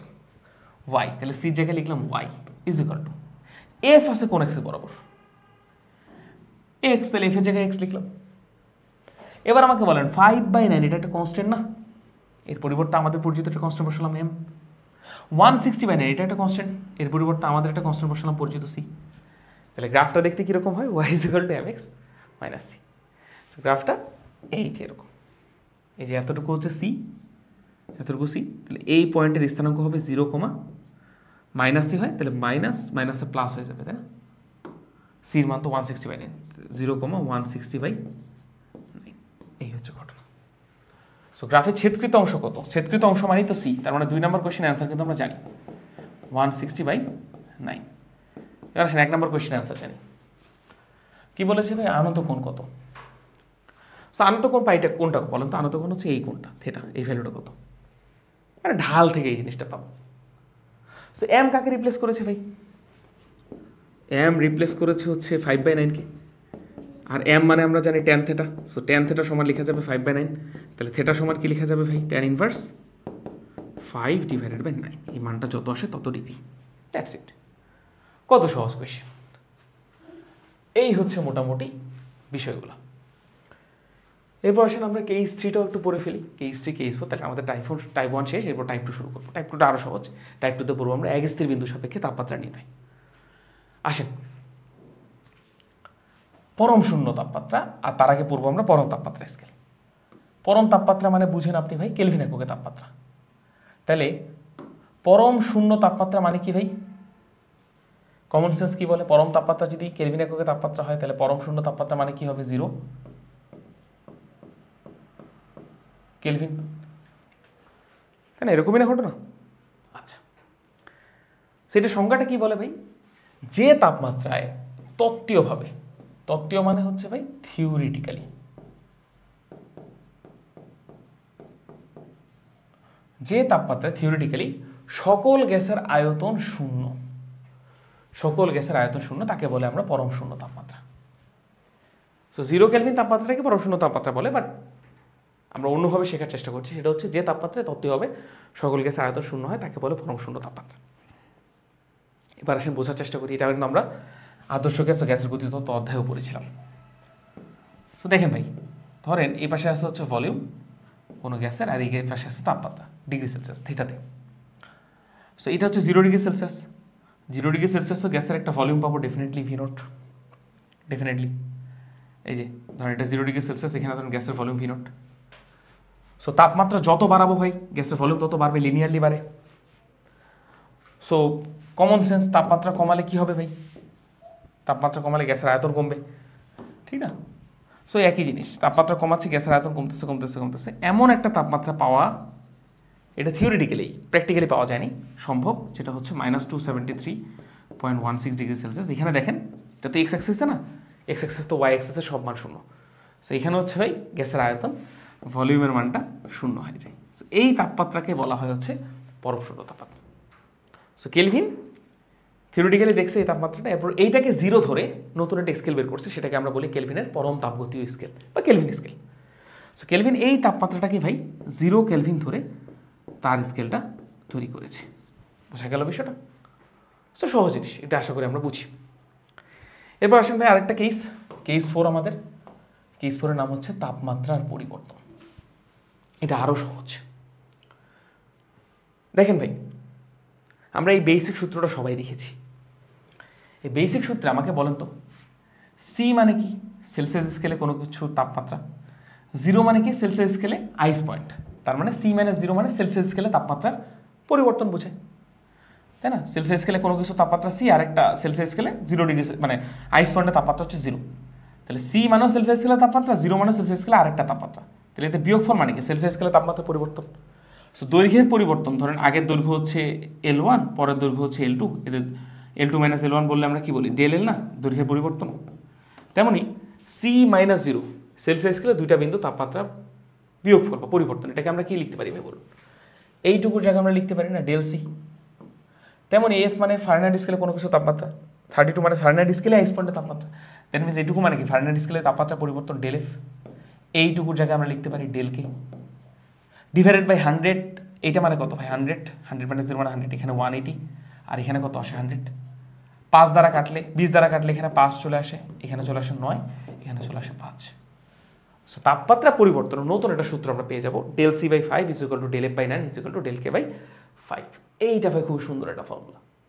ওকে, সো নেক্সট টাইম আপনি যদি কখনো তাপমাত্রার পরিবর্তন হিসাব করতে চান, ধরেন সেলসিয়াস স্কেলে তাপমাত্রা পরিবর্তন 5 ডিগ্রি সেলসিয়াস, ফারেনহাইট স্কেলে তাপমাত্রা পরিবর্তন কত হবে সেটা যদি আপনি বের করতে চান, তাহলে del C জায়গায় 5 বসাবেন, del F এর মান বের করুন, অটোমেটিক উত্তর চলে আসবে। কেলভিন স্কেলে তাপমাত্রা পরিবর্তন কত সেটাও চলে আসবে। এই হচ্ছে ঘটনা। So del C, del F, del K মানে তাপমাত্রা পরিবর্তন। এবার এইটুকু আর এইটুকুর মধ্যে রিলেশন দেখেন, del C/5 = del K/5, 5 কাটাকাটি করে দিলে del C = del K লেখা যায়। সো এইটা ধরেন আরেকটা খুবই গুরুত্বপূর্ণ জিনিস, সেলসিয়াস স্কেলে তাপমাত্রা পরিবর্তন যত, কেলভিন স্কেলেও তাপমাত্রা পরিবর্তন তত। ওকে, শেষ, লাস্ট একটা কোয়েশ্চেন দিলে এই কেসটা আমাদের শেষ, এই টাইপটা। খুব সহজ কোয়েশ্চেন ভাই, কোনো অবজেক্টের তাপমাত্রা 40 ডিগ্রি সেলসিয়াস থেকে বাড়িয়ে 80 ডিগ্রি সেলসিয়াস করা হলো, তার মানে তাপমাত্রা পরিবর্তন কত ভাই? 40 ডিগ্রি সেলসিয়াস। ফারেনহাইট স্কেল অবজেক্টের তাপমাত্রা পরিবর্তন কত, অর্থাৎ ডেলএফ এর ভ্যালু কত? ডেলএফ এর ভ্যালু কত? কীভাবে করতে পারি ভাই? সূত্র জানি, সূত্রটা কি? Del C by 5 is equal to কি? Del F by 9। Del C জায়গায় লিখতে পারি 40 divide by 5 is equal to del F by 9। 5 8 40, 8 9 72, তার মানে ডেল এফ এর মান কত চলে আসে ভাই? 72 ডিগ্রি ফারেনহাইট। দ্যাটস ইট, কাজ শেষ। কত সহজ কোয়েশ্চেন। যদি বলতো কেলভিন স্কেলে তাপমাত্রা পরিবর্তন কত, তাহলে ভাই ডাইরেক্টলি আমরা লিখে দিতাম কেলভিন স্কেলে তাপমাত্রা পরিবর্তন হচ্ছে ভাই 40 কেলভিন, কারণ কেলভিন স্কেলে তাপমাত্রা পরিবর্তন আর সেলসিয়াস স্কেলে তাপমাত্রা পরিবর্তন কিন্তু সেম। সেই ছিল মোটামুটি আমাদের ইয়ার রিলেটেড কথাবার্তা, প্রথম টাইপ রিলেটেড কথাবার্তা। এখন আমরা টাইপ 2 পড়বো। আর টাইপ 2তে আমরা পড়বো যে জিনিসটা, সেটা হচ্ছে পদার্থের উষ্ণতামেতিক ধর্ম। এবং এই টপিকটাতে আমরা অ্যাকচুয়ালি সেটা পড়বো যেটাকে আমরা প্রথমেই বলে এসেছিলাম যে আমরা নেক্সট টপিকটি পড়বো হচ্ছে এক স্থির বিন্দু সাপেক্ষে তাপমাত্রা নির্ণয়। দুই স্থির বিন্দু মানে বরফ বিন্দু ও বাষ্পবিন্দু, এটা সাপেক্ষে তাপমাত্রা নির্ণয় তো আমরা শিখেছি। এবার আমরা এক স্থির বিন্দু সাপেক্ষে তাপমাত্রা নির্ণয় শিখবো। একটা বিন্দুকে রেফারেন্স ধরে নেবো, একটা বিন্দু তাপমাত্রাকে, সেটার সাপেক্ষে কোনো বিন্দুর বা কোনো বস্তু তাপমাত্রা কত সেই জিনিসটা আমরা বের করার চেষ্টা করবো। আসুন শুরু করা যাক। সো তার আগে আমরা একটু পড়ে ফেলি ভাই পদার্থের উষ্ণতামেতিক ধর্ম কি জিনিস, তারপর আমরা তাপমাত্রা নির্ণয়ের কৌশল শিখব।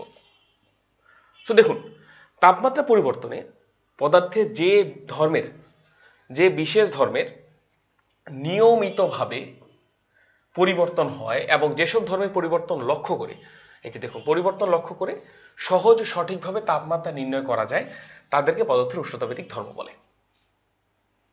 সংজ্ঞাটা আশা করি বুঝেছেন। তারপর যদি না বুঝেন আমি বুঝিয়ে দিচ্ছি। দেখুন ভাই, কিছু কিছু ধর্ম আছে পদার্থের, বিভিন্ন পদার্থের বিভিন্ন ধর্ম। এই ধর্মগুলো না তাপমাত্রার সাথে নিয়মিতভাবে পরিবর্তন হয়। সো যেমন আমরা পারদ দিয়ে থার্মোমিটার বানাই কেন? কারণ আপনার হচ্ছে পারদকে আপনি যদি কোনো জায়গায় একটু গরম জায়গায় বসান, পারদটা কিন্তু প্রসারণ হয়। সো এই যে নিয়মিতভাবে প্রসারিত হচ্ছে, পারদ কতটুকু প্রসারিত হচ্ছে ওই অনুযায়ী আমরা বলে দিতে পারতেছি তাপমাত্রা কত। যেমন ধরেন এই ধরেন একটা থার্মোমিটার, এই একটা থার্মোমিটার, ঠিক আছে, এই একটা থার্মোমিটার। দাঁড়ান আমি আপনাকে বুঝাই বিষয়টা। ধরেন এই একটা থার্মোমিটার, ঠিক আছে, এটাকে আমি কপি করে রাখি এই জায়গাটাতে। ধরেন ভাই এই থার্মোমিটারটার গায়ে তো ডেফিনেটলি দাগাঙ্কিত থাকবে। ধরেন এই যে এরকমভাবে দাগাঙ্কিত থাকবে, এরকমভাবে দাগাঙ্কিত থাকবে, ঠিক আছে। তো ব্যাপারটা বুঝেন, পারদকে ধরলাম আমরা হলুদ কালার দিয়ে দেখাচ্ছি। পারদ যখন এই যে এতটুকু প্রসারিত হয়ে থাকবে, তখন আমরা তাপমাত্রা পাবো এই যে এখানকারটা। পারদ যখন বেশি প্রসারিত হয়ে থাকবে, মানে এই যে বেশি জায়গা দখল করে থাকবে, তখন আমরা তাপমাত্রা পাবো এখানকারটা। সেই যে পারদের প্রসারণের উপর ভিত্তি করে কিন্তু আমরা তাপমাত্রা আলাদা আলাদা পাচ্ছি। পারদ তাপমাত্রা বাড়ার সাথে সাথে পারদের প্রসারণটা আলাদা হচ্ছে। এখানে অল্প প্রসারণ, এখানে বেশি প্রসারণ। তো ডেফিনেটলি এখানকার থেকে এখানে তাপমাত্রা বেশি, তাপমাত্রায় পারদটা আছে, যার কারণে পারদটা প্রসারিত হল। সো এই প্রসারণের উপর ভিত্তি করে আমরা কিন্তু তাপমাত্রা নির্ণয় করতে পারি। সেটা তো কেবল পারদের প্রসারণ দেখলাম, এরকম আরও বিভিন্ন ধর্ম আছে। কি কি ধর্ম হতে পারে? যেমন আমরা বলতে পারি হচ্ছে পদার্থের উষ্ণতাবেদিক ধর্মগুলো কি কি হতে পারে। এটাকে আমরা যদি এক্স দ্বারা ডিফাইন করি পদার্থের উষ্ণতাবেদিক ধর্ম, সেই ধর্মগুলো হতে পারে প্রেশার, ভলিউম, রোধ এবং দৈর্ঘ্য। প্রেশার হচ্ছে গ্যাসের প্রেশার, আপনারা জানেন। আমরা গেলুসাকের সূত্র পড়েছিলাম যে তাপমাত্রা বাড়ালে প্রেশার বাড়ে, গ্যাসের তাপমাত্রা বাড়ালে গ্যাসের প্রেশার বাড়ে নির্দিষ্ট ভলিউমে। চার্লসের সূত্রে পড়েছিলাম তাপমাত্রা বাড়ালে ভলিউম বাড়ে, গ্যাসের ভলিউম বাড়ে। সো এই যে চাপ, মানে আয়তন, এগুলোকে কিন্তু আমরা এগুলোর সাহায্যে কিন্তু আমরা তাপমাত্রা নির্ণয় করতে পারি। সো এগুলোকে কিন্তু পদার্থের উষ্ণতাবেদিক ধর্ম বলা যায়। তারপর ওই যে রোধ, পরিবাহী রোধ, তাপমাত্রা বাড়ালে পরিবাহী রোধ বেড়ে যায়। এই এল বলতে বোঝাচ্ছে পারদের দৈর্ঘ্য। সো নর্মালি তো আমরা এখানে দেখতে পাই পারদের প্রসারণ হয়, পারদের অ্যাকচুয়ালি কিন্তু আয়তন প্রসারিত হয়। সো আয়তনকে যদি আমরা লিখতে চাই, পারদ কতটুকু আয়তন জুড়ে আছে সেটাকে আমরা এভাবে লিখতে পারি। পারদ একটা সিলিন্ডারের মধ্যে আছে, ধরে নিচ্ছি সেই সিলিন্ডারের রেডিয়াস হচ্ছে আর পারদ যতটুকু দৈর্ঘ্য বিশিষ্ট সেটাকে ধরে নিচ্ছি এল। সো পারদের আয়তন কতটুকু হবে ভাই? পাই আর স্কোয়ার এল। এরকম না বিষয়টা? এরকমই তো বিষয়টা। এখন দেখুন এখানে আরটা মেইনলি কিন্তু ভাই কনস্ট্যান্ট হয়, তাই না? পারদ কিন্তু রেডিয়ালি বৃদ্ধি পায় না। পারদটা কিন্তু ধরেন আগে এতটুকু সিলিন্ডারের মধ্যেই ছিল, পরবর্তীতে বৃদ্ধি পেলে এই এতটুকু সিলিন্ডারের মধ্যেই থাকে, জাস্ট এবার একটু বেশি আয়তন জুড়ে থাকে। সো দেখেন রেডিয়াস এইখানে যত, মানে ব্যাপারটা হচ্ছে এখানে খুবই কম, তো রেডিয়াস এইখানে যত আর এখানেও কিন্তু রেডিয়াস একই, এই দুইটা সিলিন্ডারের রেডিয়াস কিন্তু সেম। কিন্তু এটার দৈর্ঘ্য যদি L1 হয়, এখানে কিন্তু দৈর্ঘ্য L2। সো পারদের আয়তন প্রসারিত হয় মেইনলি দৈর্ঘ্য পরিবর্তন করে, রেডিয়াস না। সো আমরা এখানে যেহেতু আর কনস্ট্যান্ট, তাহলে আমরা V is a function of L বলা যায়, V is a function of L. অর্থাৎ এল কে যদি আমরা কোনো কারণে বাড়াই তাহলে ভি বাড়বে, মানে ভি ইজ প্রপোর্শনাল টু এল। সেই যে পারদের প্রসারণকে আমরা আয়তন দ্বারা না লিখে ভাই এল দ্বারা লিখি, পারদের দৈর্ঘ্য কতটুকু বৃদ্ধি পেল, মানে মোট কথা হচ্ছে পারদের দৈর্ঘ্য বৃদ্ধি পেলে তো আয়তন বৃদ্ধি পায়, ঠিক না? এই হচ্ছে বিষয়গুলো। এইটুকু আমরা একটা জিনিস বুঝলাম, সেই ধর্মগুলোকে কাজে লাগিয়ে পদার্থে তাপমাত্রা নির্ণয় করা যায়। এখন আমরা একটা জিনিস দেখবো যে একটা কথা এখানে লেখা ছিল, সেটা হচ্ছে ভাই কথাটা লেখা ছিল হচ্ছে নিয়মিতভাবে যেসব ধর্মের বিশেষ ধর্মে নিয়মিত হয় পরিবর্তন হয় তাপমাত্রা সাপেক্ষে, সেগুলোকে আমরা বলবো হচ্ছে পদার্থের উষ্ণতাবেদিক ধর্ম।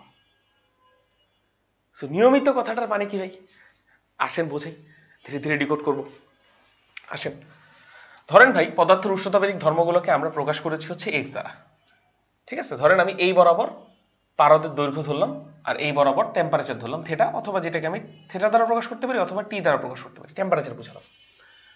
সো যদি এরকম হতো ভাই যে তাপমাত্রা পরিবর্তনে লেংথ পরিবর্তন হয়, তাপমাত্রা পরিবর্তনে লেংথ বাড়ে, এটাই স্বাভাবিক। বাট লেংথটা যদি এইভাবে পরিবর্তন হতো বা এই যে এইভাবে যদি পরিবর্তন হতো, মানে নিয়মিত হয় পরিবর্তন হলো না, অনিয়মিত হয় পরিবর্তন হলো। যদি নিয়মিত হয় পরিবর্তন হওয়া মানে হচ্ছে এই যে এটা, এই যে এটা, সরি এই যে এটা,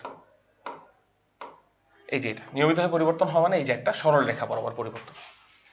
সো অনিয়মিত পরিবর্তন হলে কি হবে সেটাকে দেখিনি, তারপর নিয়মিত পরিবর্তনটা দেখবো। আসুন, যদি অনিয়মিত পরিবর্তন হতো তাহলে দেখেন ভাই এইখানে ধরুন একটা তাপমাত্রা পাবো, এইখানে ধরুন একটা তাপমাত্রা পাবো, এইখানকার তাপমাত্রা আর এইখানকার তাপমাত্রা, এইটুকু তাপমাত্রা পরিবর্তনের কারণে ধরুন এইটুকু একটা তাপমাত্রা পরিবর্তন, এটাকে আমরা ডি দ্বারা প্রকাশ করতে পারি। এইটুকু তাপমাত্রার জন্য পারদের দৈর্ঘ্য পেতাম L1, আর এইটুকু তাপমাত্রার জন্য পারদের দৈর্ঘ্য পেতাম হচ্ছে L2। এইটার জন্য L1, এইটার জন্য L2। এতটুকু তাপমাত্রা পরিবর্তনের জন্য আমরা পারদের দৈর্ঘ্যের পরিবর্তন পেতাম হচ্ছে ডিএল, হ্যাঁ এটা একটা ঘটনা।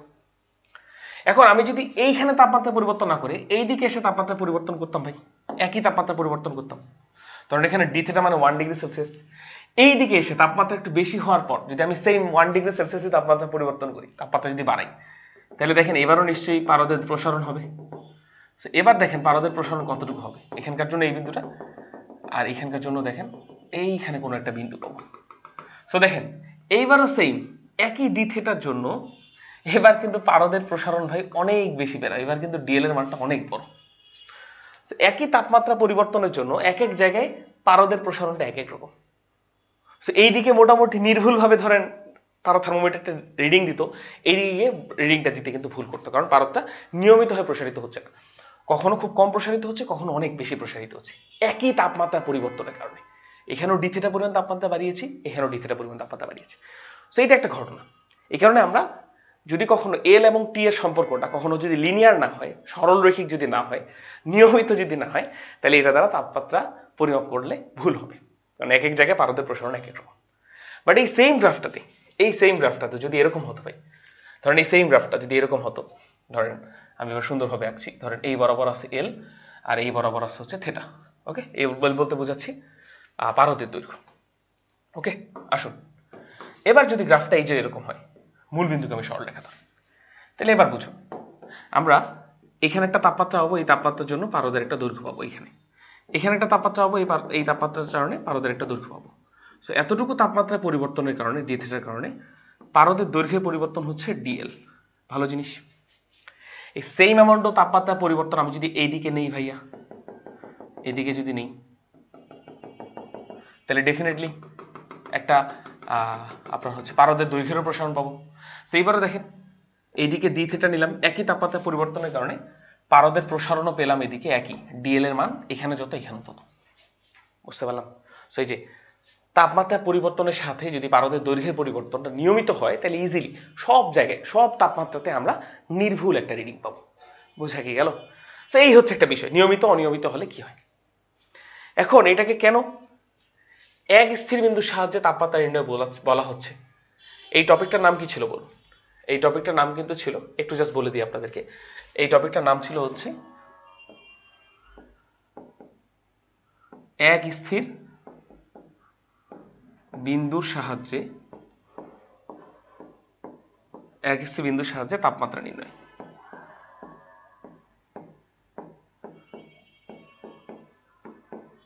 এই টপিকটার নাম হচ্ছে এক স্থির বিন্দুর সাহায্যে তাপমাত্রা নির্ণয়। কেন ওইটা এক স্থির বিন্দুর সাহায্যে তাপমাত্রা নির্ণয়, এটা এবারে আমরা শেখার চেষ্টা করব। আসুন, ধরেন দাগাঙ্কিত করা আছে বা দাগাঙ্কিত করা নাই কোনো একটা কারণে। ধরেন আমরা পারদের একটা প্রসারণ পেলাম, এখানে ধরেন পারদের প্রসারণের মানটা L1, এবং অন্য কোনো একটা জিনিসের মাধ্যমে অন্য কোনো একটা মিটার বা কোনো একটা জিনিসের মাধ্যমে আমরা ধরে নিচ্ছি এখানে তাপমাত্রা পেলাম হচ্ছে T1, ঠিক আছে। সো যখন পারদের প্রসারণ হয় L1 তখন তাপমাত্রা কত T1 এটা আমরা জানি, ঠিক না। এখানে এই পারদ, এটা কিন্তু থার্মোমিটার না, ধরেন যে কোনো একটা জায়গায় আমরা একটা পারদকে প্রসারিত করতে দিলাম, দেখলাম পারদ L1 পরিমাণ প্রসারিত হয়েছে এবং কোনো যন্ত্রের মাধ্যমে আমরা পরিমাপ করলাম তাপমাত্রা হচ্ছে T1, ঠিক আছে। আচ্ছা, এরপর অন্য একটা জায়গায় পারদকে আবার প্রসারিত হতে দিলাম, এবার ধরে নিচ্ছি পারদ প্রসারিত হলো L2 পরিমাণ। তাহলে দেখেন ব্যাপারটা, এবার পারদ কতটুকু প্রসারিত হলো L2 পরিমাণ। এবার আর নতুন করে তাপমাত্রা পরিমাপক কোনো যন্ত্রের সাহায্যে এখন তাপমাত্রা কত আছে এটার পরিমাপ করার দরকার নেই। কেন দরকার নেই ভাই, আমি ইজিলি বলে দিচ্ছি কেন দরকার নেই। কারণ এবার দেখুন ভাই, আমরা L1 দৈর্ঘ্যের জন্য তাপমাত্রা যদি T1 পাই, তাহলে দেখেন অতএব একক দৈর্ঘ্যের জন্য তাপমাত্রা পাবো L1/T1, অতএব L2 দৈর্ঘ্যের জন্য তাপমাত্রা কত পাবো L1/T1 ইন্টু L2, তাই না? এরকমই না ঘটনাটা? ইজিলি ঐকিক নিয়মের সাহায্যে কিন্তু তাপমাত্রা পরিমাপ করা আছে। একবার আমরা যদি নির্দিষ্ট হবে এই একটা স্থির বিন্দু যদি আমরা তাপমাত্রা বের করে ফেলি, এই L1 এর জন্য তাপমাত্রা কত এটা যদি আমরা এই একটা বিন্দু আমরা কিন্তু জানি, এক স্থির বিন্দু, ঠিক না। একবার যদি রেফারেন্স পয়েন্ট আমরা জানি, এরপর যে কোনো সময় পারদের ওই একই রকম একটা টিউবের মধ্যে পারদের প্রসারণ দেখলে আমরা বলেই পারবো তখন তাপমাত্রা কত ইউজিং ঐকিক নিয়ম। সেটা হচ্ছে L2 দৈর্ঘ্যের জন্য তাপমাত্রা কত সেটাকে আমরা বলতে পারি T2। তো T2 ভ্যালুটা হবে L1/T1 ইন্টু L2। এই L2 কে এই পাশে নামিয়ে দিন অথবা T2 কে এই পাশে নামিয়ে দিন, একই কথা। এরকমই তো ঘটনা। আচ্ছা, এই জায়গায় একটা ভুল হয়েছে, এই জায়গাটাতে দেখুন ব্যাপারটা। L1 তাপমাত্রার জন্য L1 এর জন্য L1 দৈর্ঘ্যের জন্য তাপমাত্রা T1, অথবা একক দৈর্ঘ্যের জন্য তাপমাত্রা T1/L1। ওকে, এই জায়গাটাতে একটা ভুল হয়েছে, সরি। এটা হবে ভাই T1/L1 ইন্টু হচ্ছে L2। সো ফাইনালি এই তাপমাত্রাটাই তো T2 তাপমাত্রা, তাই না? L2 দৈর্ঘ্যের জন্য যে তাপমাত্রা পাবো সেটাই তো T2। সো T2 ভ্যালু কি হবে ভাই? T2 সমান হবে, লিখতে পারি আমরা T2 সমান T1/L1 ইন্টু L2। L2 কে এই পাশে পাঠিয়ে দিন, তাহলে লেখা যায় T2/L2 সমান লেখা যাবে T1/L1। এখন দেখেন T1/L1 T2/L2 T1/L1 T2/L2 T1/L1 T2/L2, এই জিনিসটা থেকে আমরা বলতে পারি না ভাই L is proportional two temperature. কারণ সমানুপাতিক সম্পর্ক হলেই কেবল এই জিনিসটি স্থাপন করা যায়। নিশ্চয়ই এতটুকু বুঝেন আপনারা। সো ব্যাপারটা বুঝেন, পারদের নিয়মিত প্রসারণ বলতে আমরা বুঝাবো গ্রাফটা এই যে এরকম লিনিয়ার হবে। আর এই যে লিনিয়ার গ্রাফটা কখন হবে বলেন? যখন L is proportional to T হবে। কারণ L একটা যদি সমানুপাতিক চিহ্ন তুলে দেন তাহলে L is equal two K into T লেখা যাবে। L আছে y অ্যাক্সিস বরাবর, T আছে x অ্যাক্সিস বরাবর, এটার জায়গায় m বসাতে পারি, y is equal two mx। গ্রাফটা পাচ্ছেন কি? লিনিয়ার গ্রাফ পাচ্ছেন। সো সব দিয়ে স্যাটিসফাই করছে, সব দিক দিয়ে তাপমাত্রা পরিমাপ করার জন্য সব দিক দিয়ে আমাদের কন্ডিশনগুলো স্যাটিসফাই করছে এই একটা শর্ত, L is proportional to T। So আশা করি এবার বুঝেছেন কখন আমরা নিয়মিতভাবে পরিবর্তন যদি আমরা কোথাও লক্ষ্য করি তাহলে সেটার সাথে তাপমাত্রা পরিবর্তনটা নির্ণয় করতে পারবো যখন যে কোনো ধর্ম তাপমাত্রার সাথে লিনিয়ারলি পরিবর্তন হবে বা সমানুপাতিক হারে পরিবর্তন হবে, তখনই সেই ধর্মটা ইউজ করে আমরা তাপমাত্রা বের করতে পারবো। ওকে, এবং লিনিয়ার পরিবর্তন বলতে এই ঐকিক নিয়মটা বোঝাচ্ছি। সো এটা আমি শুধুমাত্র পারদের দৈর্ঘ্য দিয়ে বুঝালাম ভাই। এরকম তো অনেকগুলো ধর্ম আছে। এক্স বলতে আমরা চাপ, আয়তন, রোধ, পারদের দৈর্ঘ্য সবকিছু বুঝাবো। আর এক্সপেরিমেন্টালি দেখা গেছে, আমি শুধুমাত্র পারদের দৈর্ঘ্য দিয়ে বুঝালাম, বাট এটা সবকিছু ক্ষেত্রে দেখা গেছে যে এক্স এর ভ্যালুটা ভাই টেম্পারেচারের সাথে ডিরেক্টলি প্রপোর্শনাল। মাত্র দেখালাম আপনাদের এক্স এর ভ্যালুটা টেম্পারেচারের সাথে ভাই ডিরেক্টলি প্রপোর্শনাল। এই জিনিসটা আশা করি বুঝেছেন। এক্স এর এই ভ্যালুটা টেম্পারেচারের সাথে ভাই ডিরেক্টলি প্রপোর্শনাল। ওকে, আশা করি বুঝেছেন। আসুন, ওয়েট, হ্যাঁ এবার দেখাই দিই। ওকে, সো এবার নিশ্চয়ই আপনি বলতে পারবেন ভাই তাহলে এখান থেকে নিশ্চয়ই পরবর্তী লাইনটা এরকম লেখা যায় যে x1/T1 সমান হচ্ছে x2/T2 লেখা যাবে, ডেফিনেটলি লেখা যাবে। এখন যেহেতু এটা ভাই নাম কি বলেন, এক স্থির বিন্দুর সাহায্যে তাপমাত্রা নির্ণয়।